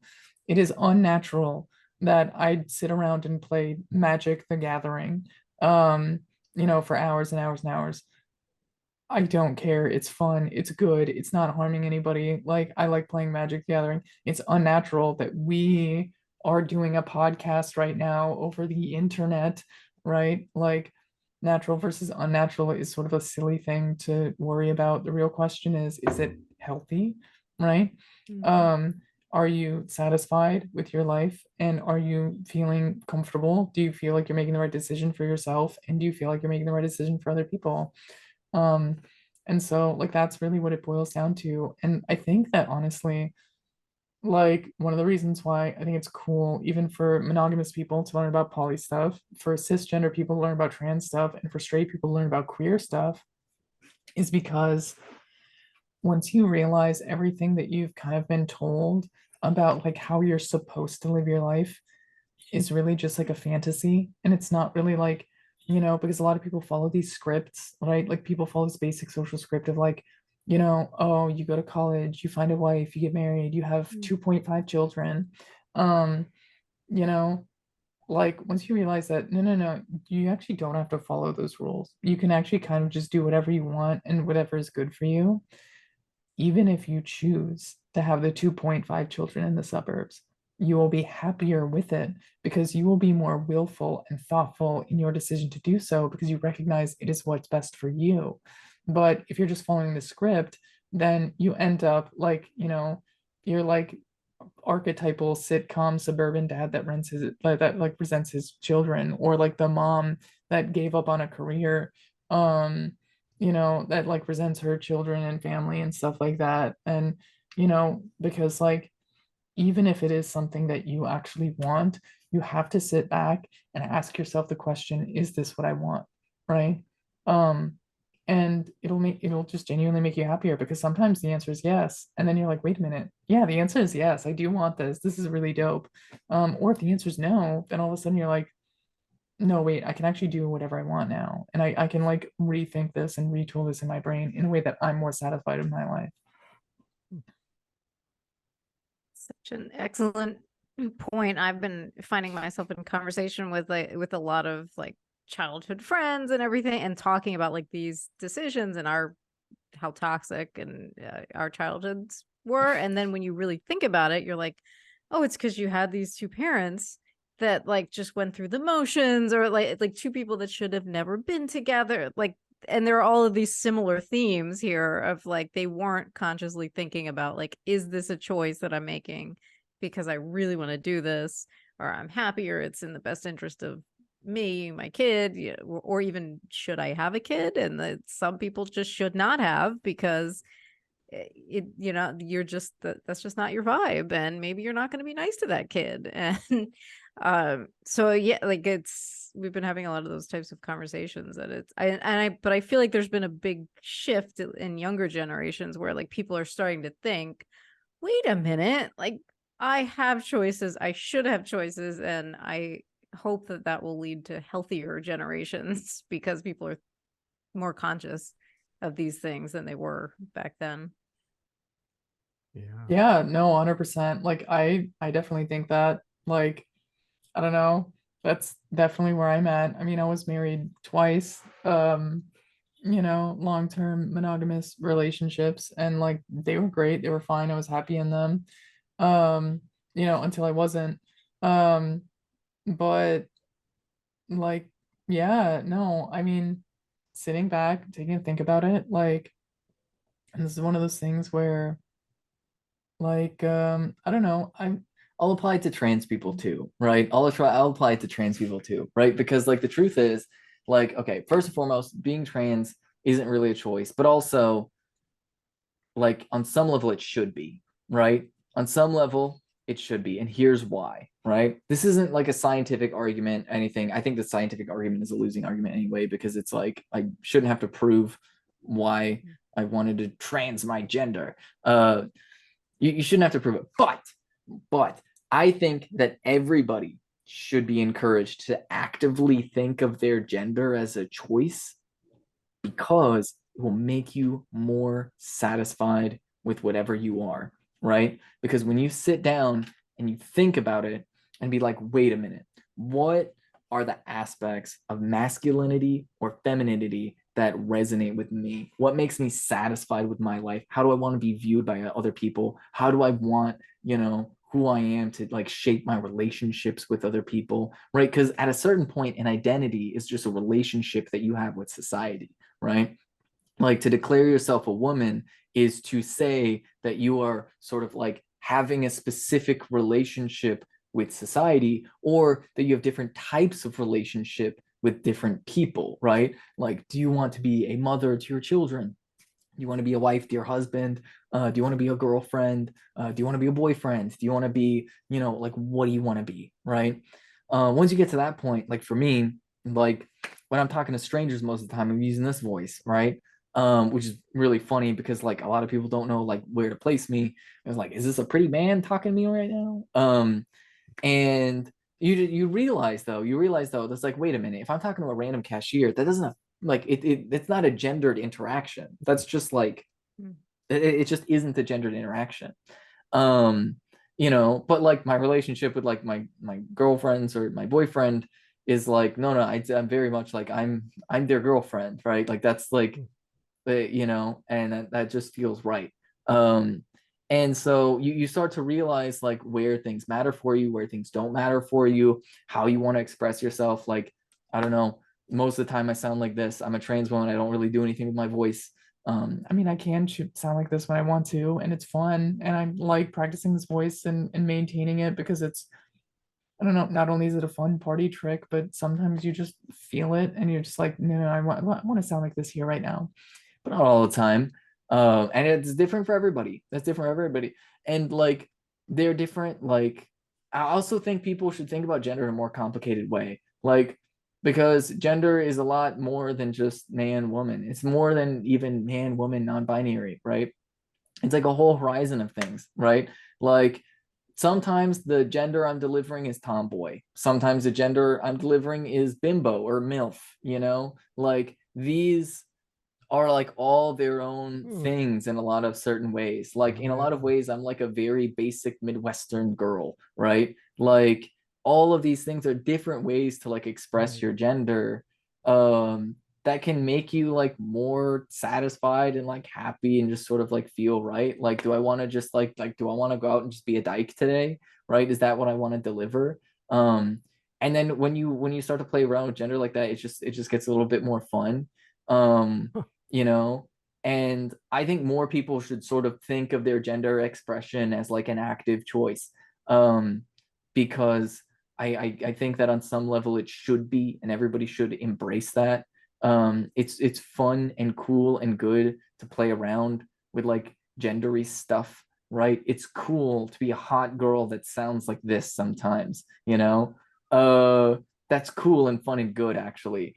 And like a lot of trans people will sort of get silly with it, parentheses complementary, right? And then you just find these like really interesting people that like have like all of these different thoughts and perspectives and feelings about like how they express themselves in particular ways, and everything they do becomes like more personal and more meaningful. And also like, you know, when you get to know them, then it becomes like even more meaningful to you, and they're exciting people to know because it's like, wow, this is somebody who's thought through stuff like this, and this is really cool.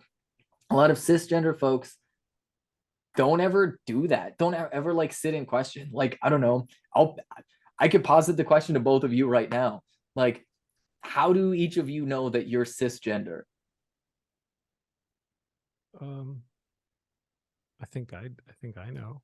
I think Like maybe like So I'll tell you that like one of my very close friends is a trans woman, and so she like we'll talk about childhood or whatever, and then like she just like sometimes blows my mind, right? Like like because I was talking about like being a kid and like picking up bugs and amphibians and loving all that stuff, and then like like adults always telling me, don't you do that, you like that's a boy thing to do, and like she'll grow out of that, and she's supposed to think that's icky. And I remember being like so incensed by that, and so angry about like being told that certain things were like genderized, right? And she's like, and so she'll start but I like pulling these things out right when we're talking, and I'm like, oh, I never thought about that. Like you never think about the ways in which you're just forced into that, right?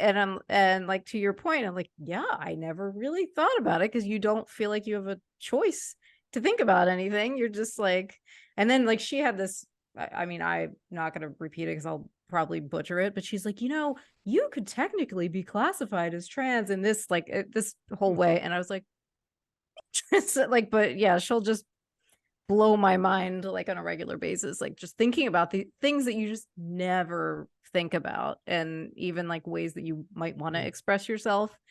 And yeah, like I used to like growing up with my grandparents, I'd like to go I'd do the work in the kitchen, right? Like they had very like strict gender roles. It's like the woman's in the kitchen and the man is outside doing the yard work. And I was like, as a kid, I was like, well, I'd like to learn both because I see value in both. And so I'd go in and cook with my grandmother, and then I'd go outside and I'd want to use the hedge clippers and everything. And my grandmother would say, well, that's man's work. Oh, And God. I'm like, you know, women can do, like, we can do whatever we want. Like, you know, it's the 90s, grandma. Like, I don't know where the hell I got that from as a kid, but yeah, like I've been thinking about like all these ways in which like you're just like forced into these boxes and you really don't think about it. And you're like, what would if I don't know, if people had the chance to think about it, how would they express themselves, or what would you be? Yeah, I think about it. I just the other day I thought about it because I was walking down the street with my son, and there's this giant man walking this way, and I was looking down at Luke. I looked up, went, "Hey, good morning," like that, and he went, "Morning," and I was like, Do I sound? How come I don't do that? Why don't I go, "Yo, what's up"? Because that's what I'm used to when I see a heterosexual male. They're generally talking like that. Yeah, what are you doing? Generally, but I'm pretty animated. And I'm like, "Hey, how are you?" Or if I go into a store, you know how your voice goes up when you ask a question, like, "Do you know where I could find the?" And sometimes I'll try not to do that, and I sound like an asshole. Like, "Do you know where the batteries are?" It sounds like a dickhead. Like, so like I'm always wondering what is going on with me. Why do I? Because everybody always thinks that I'm gay when they meet me, every single time pretty much. And then they realize that I'm raging heterosexual or something. I don't know, but like I think I'm 1% gay. I think I am Percentages. I don't know. It's more of a sphere than a spectrum in my opinion. And I just think I lose it at wanting to have sex with a man. But I think that I am 1%. I do. I don't think there's I don't know. I'm working this out by myself in my apartment, so I don't know if anybody wants to bounce No, yeah, ideas that's off. fine. Like honestly, no, okay, but like straight up, like straight up, you can be a cishet guy and just get a little fruity with it sometimes, and that's fine. There's nothing wrong with that. That's actually cool, right? Hang out with queer folks, and you'll realize that like queer folks as a community, generally, our favorite types of cishet guys are the people who aren't afraid to get a little fruity with it sometimes, because like on a certain point, you got to realize that it's a little bit silly. Like it's really silly if everybody's talking like this all the time, and it's like, why do you feel like you have to talk like that to like, you know, you have to prove your manhood by like, you know, talking like a deep voice all the time, you know what I mean? Like you get a little silly with it, but like, and that's one of those things where like people are so policed like heavily over like their gender expression, and it's one of those things where it's like, what is going to make you the most satisfied? What is going to make you the most like feel like yourself, right? And so like, you know, like I don't know, there's cisgender men out there who are femboys that are on hormones, right? And they're on like estrogen, right? Because that's how they feel comfortable. And that's so freaking cool. That's like genuinely super cool. And I think more people, right, should really like explore themselves in that way, because it will make people more satisfied in life. It will make people more satisfied in life to sit down and think about what exactly are the components of masculinity and femininity that I really appreciate and identify with, right? Like, and that is like, and sometimes it's a matter of like, you know, you're putting yourself in a position of like, you know, like if I'm gonna be a parent, right?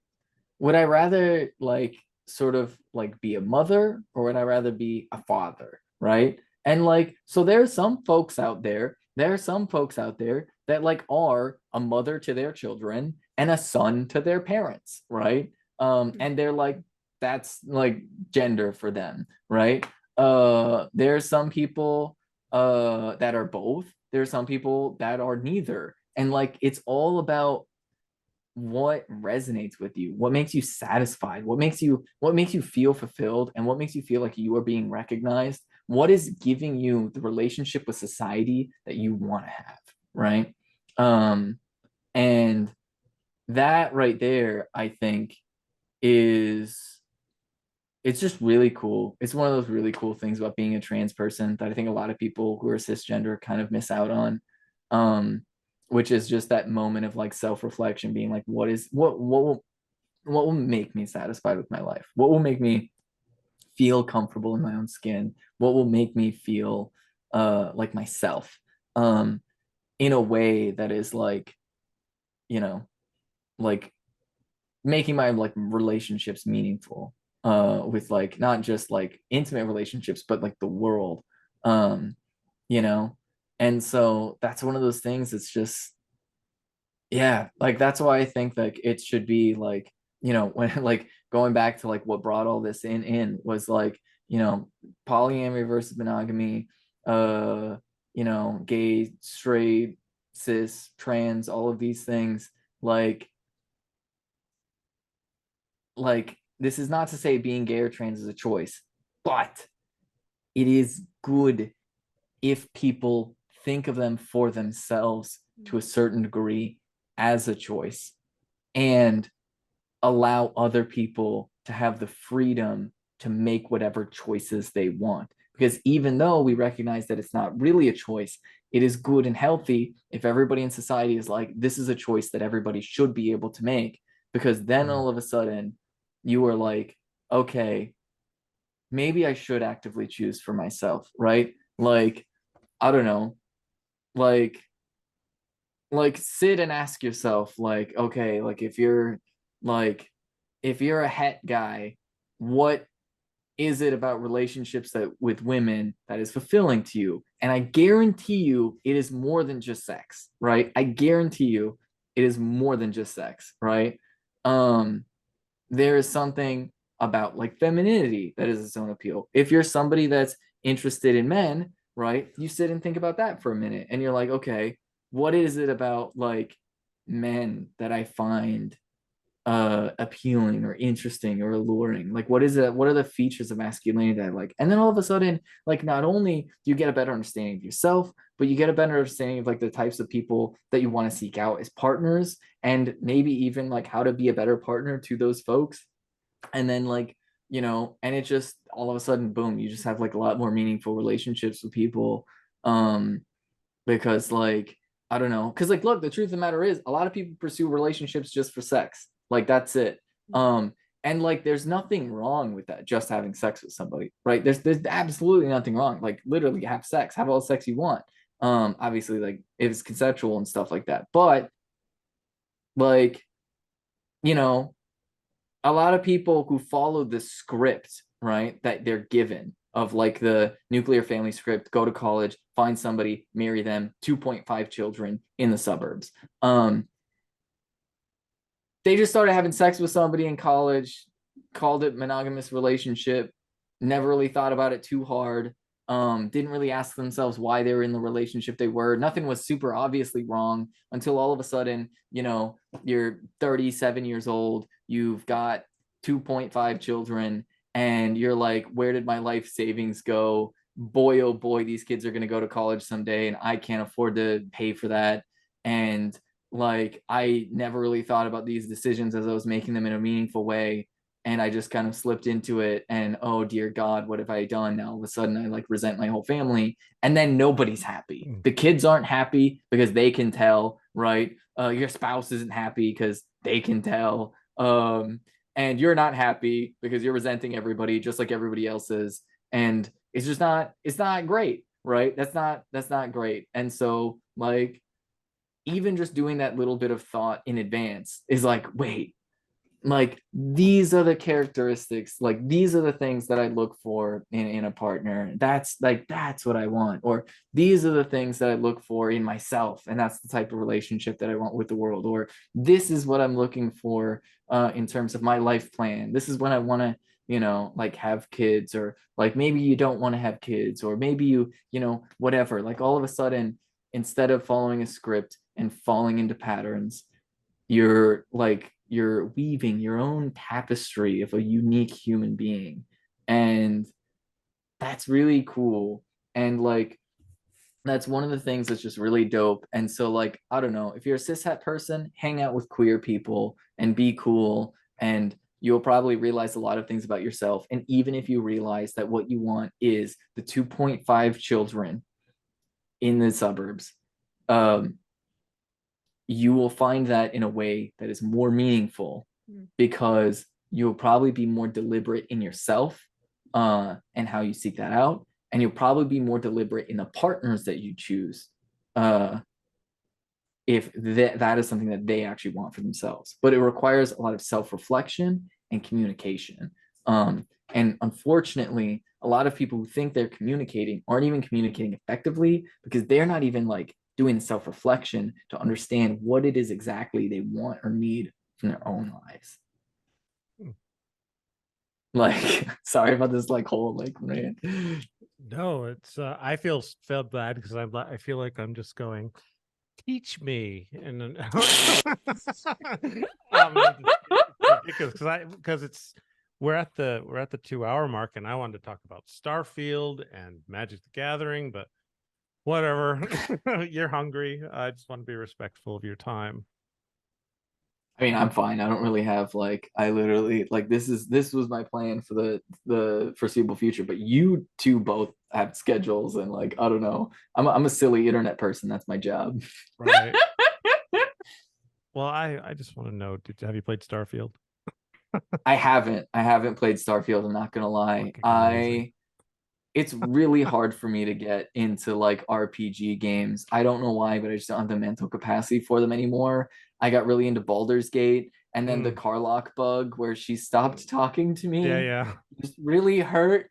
And I was like, why is Carlock not talking to me anymore? Like, what is this? The demon Dami Mommy doesn't want to talk to me.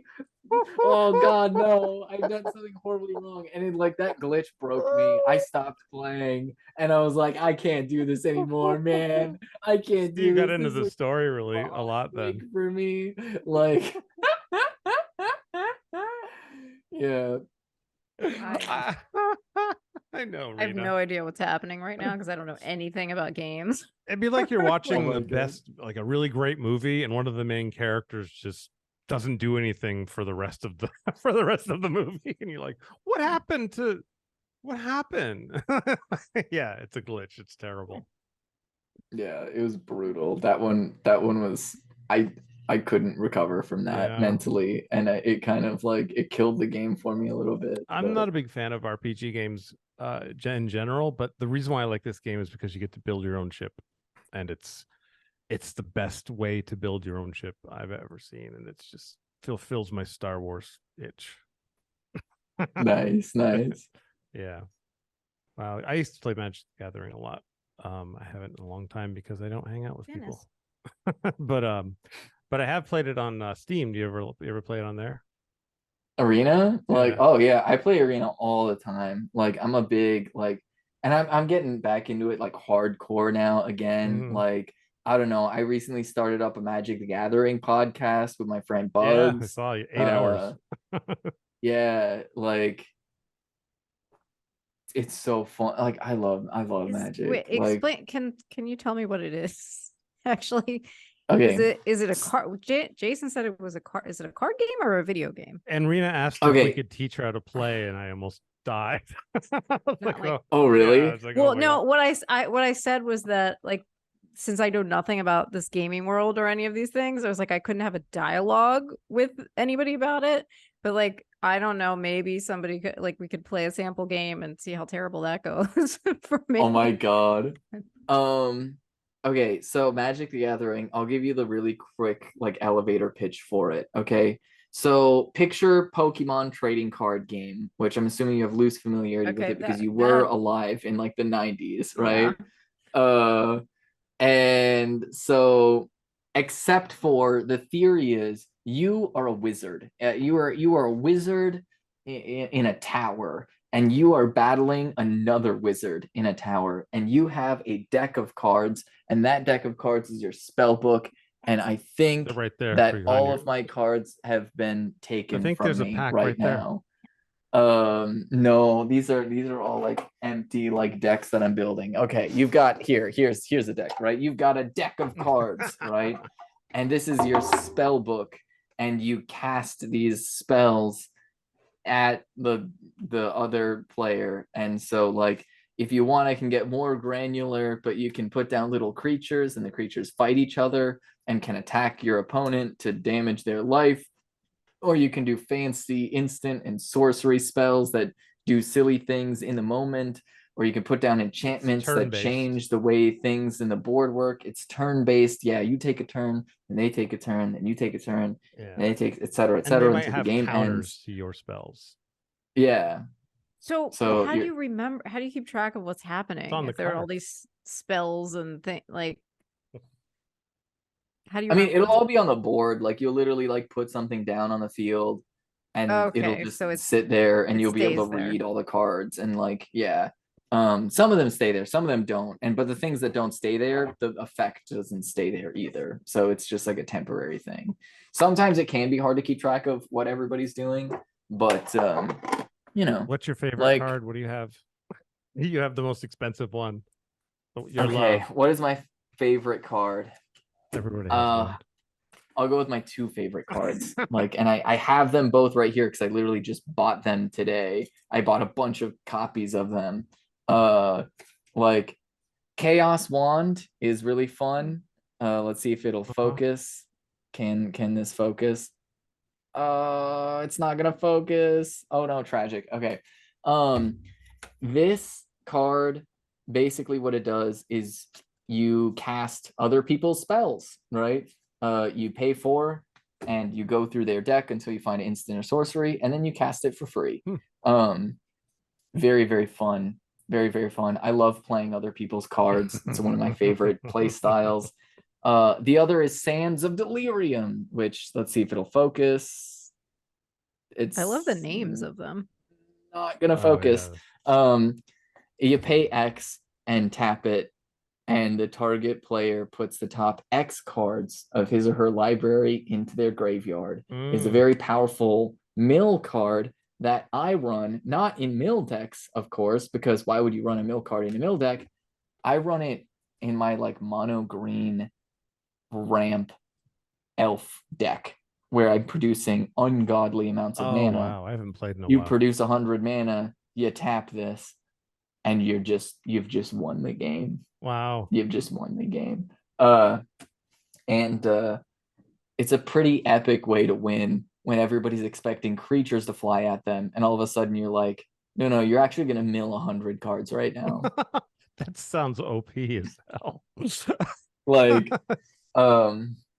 so wow. Huh. I play really cracked decks that do silly, unhinged things, and I love that for me. Yeah. Now, do you have any expensive cards? I mean, yeah. my elf deck is like a $400 deck. It's like Arena's head just went. yeah, like I don't know, you like really expensive cardboard. That's what I got. I got a lot of really expensive cardboard. What does a very expensive card look like? This is okay. Well, it's so much goes into it. It could be a collector's card. The artist could have signed it. It could be really old. It could be an out-of-date card. There's so many things that make, and they go for way more than $400. There's some thousands of dollars. This is not necessarily my most expensive card, but it is a quintessentially expensive card. Nykthos, Shrine to Nyx, adds mana of one color equal to your devotion of that color, which it's not gonna focus, which is tragic. It's a really nice card. It's very pretty. It's gorgeous. This thing creates a ton of mana, basically, and mana is what you use to cast your spells, right? This thing creates a ridiculous amount of mana, and the fact that it is a land and it does not come in tapped is wild. So this card is like $40. I also have a foil version of this card that is like $60. Is that in lamination? Is that why it has a blue background back to it? Oh no, it's in a sleeve. Oh, sleeve. Okay. Um, Oh wow. yeah. cool. So yeah, I don't know. I picked up a card that's like whenever you gain life, or no, whenever an opponent loses life, you gain that much life. I also picked up a card that is whenever you gain life, an opponent loses life. And that's a really fun little infinite combo there. And one of those cards is like a $40 card. Wow. And yeah, I don't know. The arena, you I gotta like get a deck. And Magic. then- This sounds like a lot of work to learn if you have never. That's why played when this you said I before. should give it a try, I was like, Like, Yeah, Kinda- my secret to success for playing Magic the Gathering is having autism. That's kind of the goated strategy if you're like, yeah, like it's true. It's true. There are a lot of games like that. This game Satisfactory scratches my autism. It's like it's so detailed, and I just love sorting the details out. Yeah, yeah. No, I know a lot of autistic folks that are very, very into Satisfactory. Yeah, it's I Yeah. think about it in my sleep. I'm just like, oh, I know I can improve my iron intake. I know it's yeah, I think gibberish. I just don't. I lack the memory capacity to keep all of these things. Like I played Dungeons and Dragons like once with the Mhm. group, and yeah, I was like, how do you keep track of all? Like now I mean, also I was trying to kill everything. Because I was like, oh, weapons, you can do that. But yeah, but I was like, how do you keep track of what's going on? Like, I don't I don't remember. You just Yeah. listen. Yeah, but then when you stop and then you go back to the next, like I'm like, I've forgotten everything that we played like the last You time, need a unless recap it's while you're written eating down. pizza.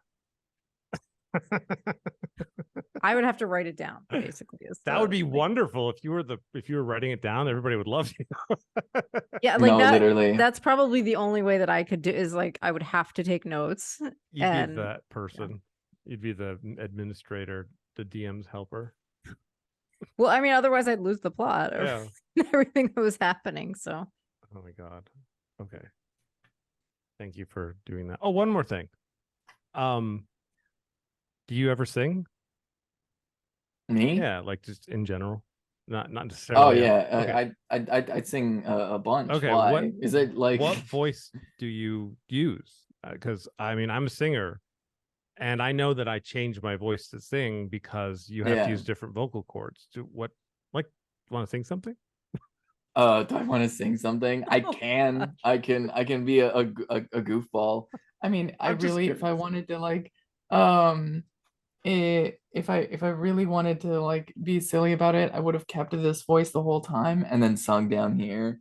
I had a friend that did that to me once. He sang a Jeff Beck song suddenly, and Yeah. Jess, and she all of a sudden went to her lower voice for the Jeff Beck song, and I was like, that was amazing. Yeah.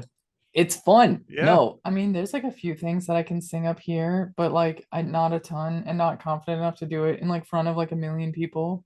but like I usually for the most part will like sing down here, and if I'm really hamming it up, which I can do today because like I don't know, my low voice today is like really gravelly, I feel like, and I'm Some kind of Tom Waits. scratchy. And so like I don't know, if you want to I can. I don't know the rules on like if you're streaming on YouTube. Oh, whatever. I won't do too I'll much cut of it out of the though. edited version. If it's a Yeah, problem. because it's live, so it's fine, but when it's pre-recorded it's a problem, right? Mhm. Oh my god, it's my guitar tune. It's No. not. Bear with me. Not Bear with me. Yay. I'm so excited.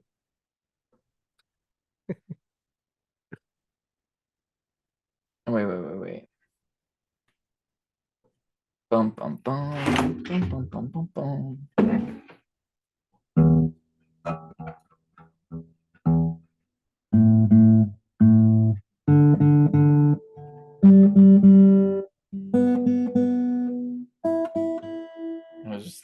one string was out. That's funny. Let's see if we're. I always forget where I need to play these at to be like.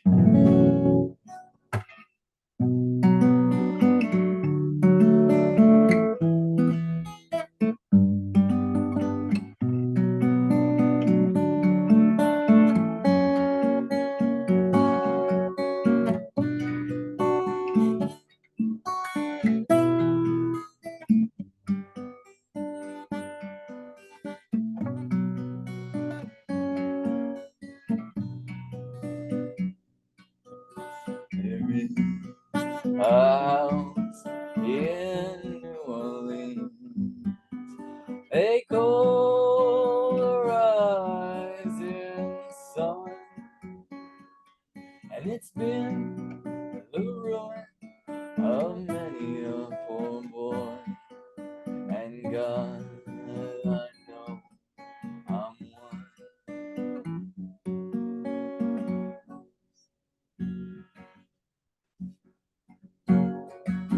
My mother was a tailor. She sold my new blue. My father was a gentleman down.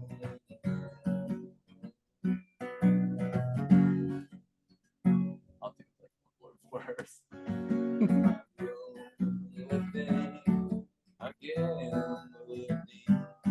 Is a suitcase and a drum. It's the only time you'll be satisfied is when it's all.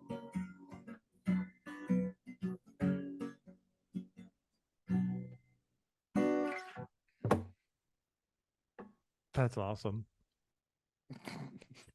What are I you should have laughing gone at? like a full step lower, to be entirely honest. That was a little bit outside of my normal range for that song. Really? Yeah. Wow, that was awesome. I'm so excited. I was afraid to ask the question, and I'm so happy that I did now. No, yeah, I mean, I sing all the time, like, to be honest, and like I'll sing all different sorts of ways. It's fun. Like, I love it. It's like a little bit of a party trick. Like, honestly, like, um, it's funny. It's funny to be like, I don't know, being trans is fun. Being trans is really cool. Having a voice that can do that and this is fun. And like being able to switch my voice like just like on the fly like this is like a really fun skill to have, like, to be entirely honest. Like, I love it. It's fun. It's fantastic. I love confusing people over the phone. That is a really good skill to have. Did it take you a long time to learn how to switch your voice? Yes and no. Like, yes and no. I don't know how to explain it, but like I've always done silly little voices. I've just kind of always done that just like for fun.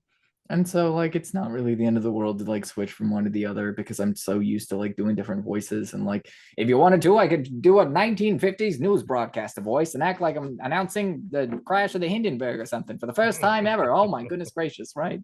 And then like literally if you play around with voices like that, you can just get a little silly with it and be like, you know, well, if I can do a voice like this, why can't I do a voice like this? And this one's not as good fundamentally. Like it just doesn't land quite the same way. But like when you practice around with your voices, you can do lots of silly things with them, right?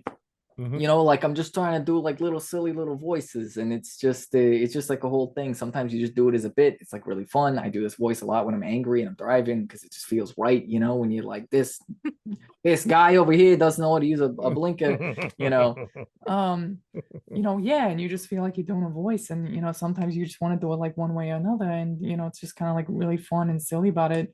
And you know, when you just sort of get in the habit of like goofing around with your voice quite a bit, like it's really just a matter of like finding like a certain spot that works for you, right? And so, like, I don't know, when I initially started voice training, my voice was a lot more like this.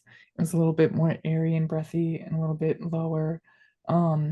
And I don't know, the way I kind of described this voice was as like a murder mystery podcast voice, Yes.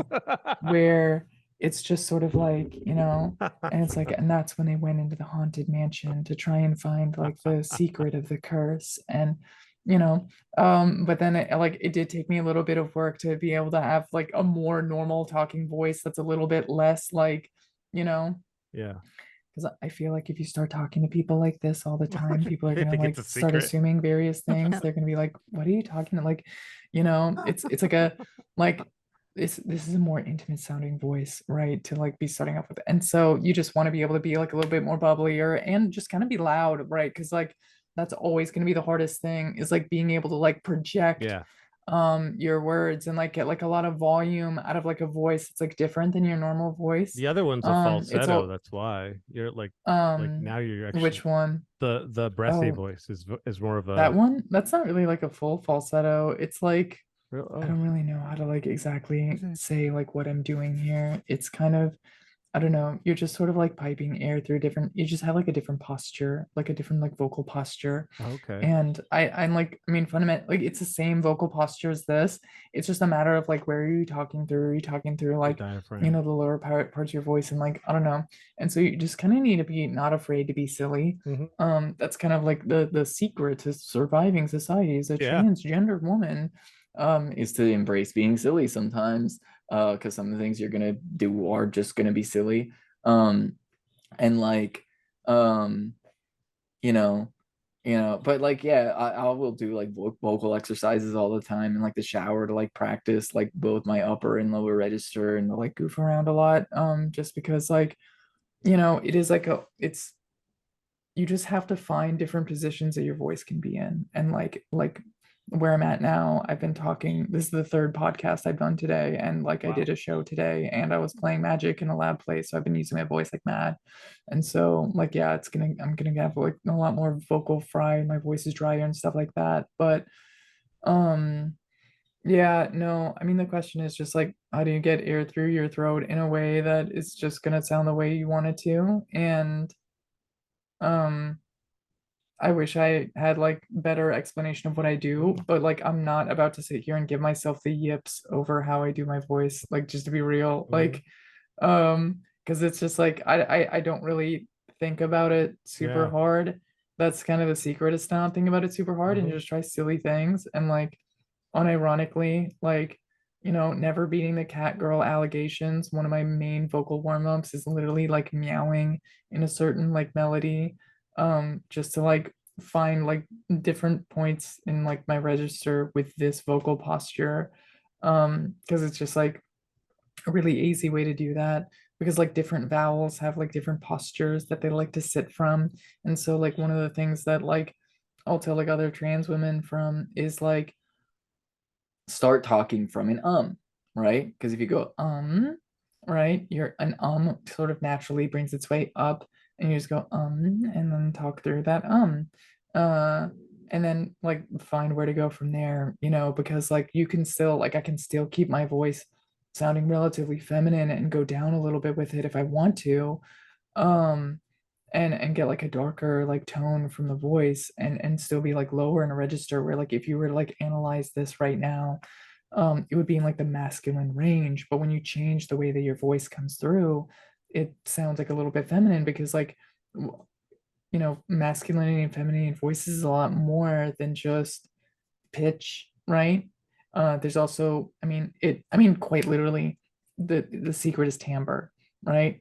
And the secret with timbre is that even like galaxy brain genius musicians and voice coaches and all those things can't really explain what timbre is, can't really explain what resonance is. It's just a certain combination of like traits and qualities and things that just makes things sound a certain way. um and so like I don't know, maybe one day scientists are going to figure out the secret of timbre and how to like and maybe there's some physicist that has like unlocked it and I just don't know about it. Right. But like if you literally Google the definition of timbre, it is basically just vibes. It's just the vibes that a particular instrument sounds like, and it just kind of sounds like that. Um, and so I don't know. What am I doing with my voice? I'm playing around with it. That's the secret. Fair enough.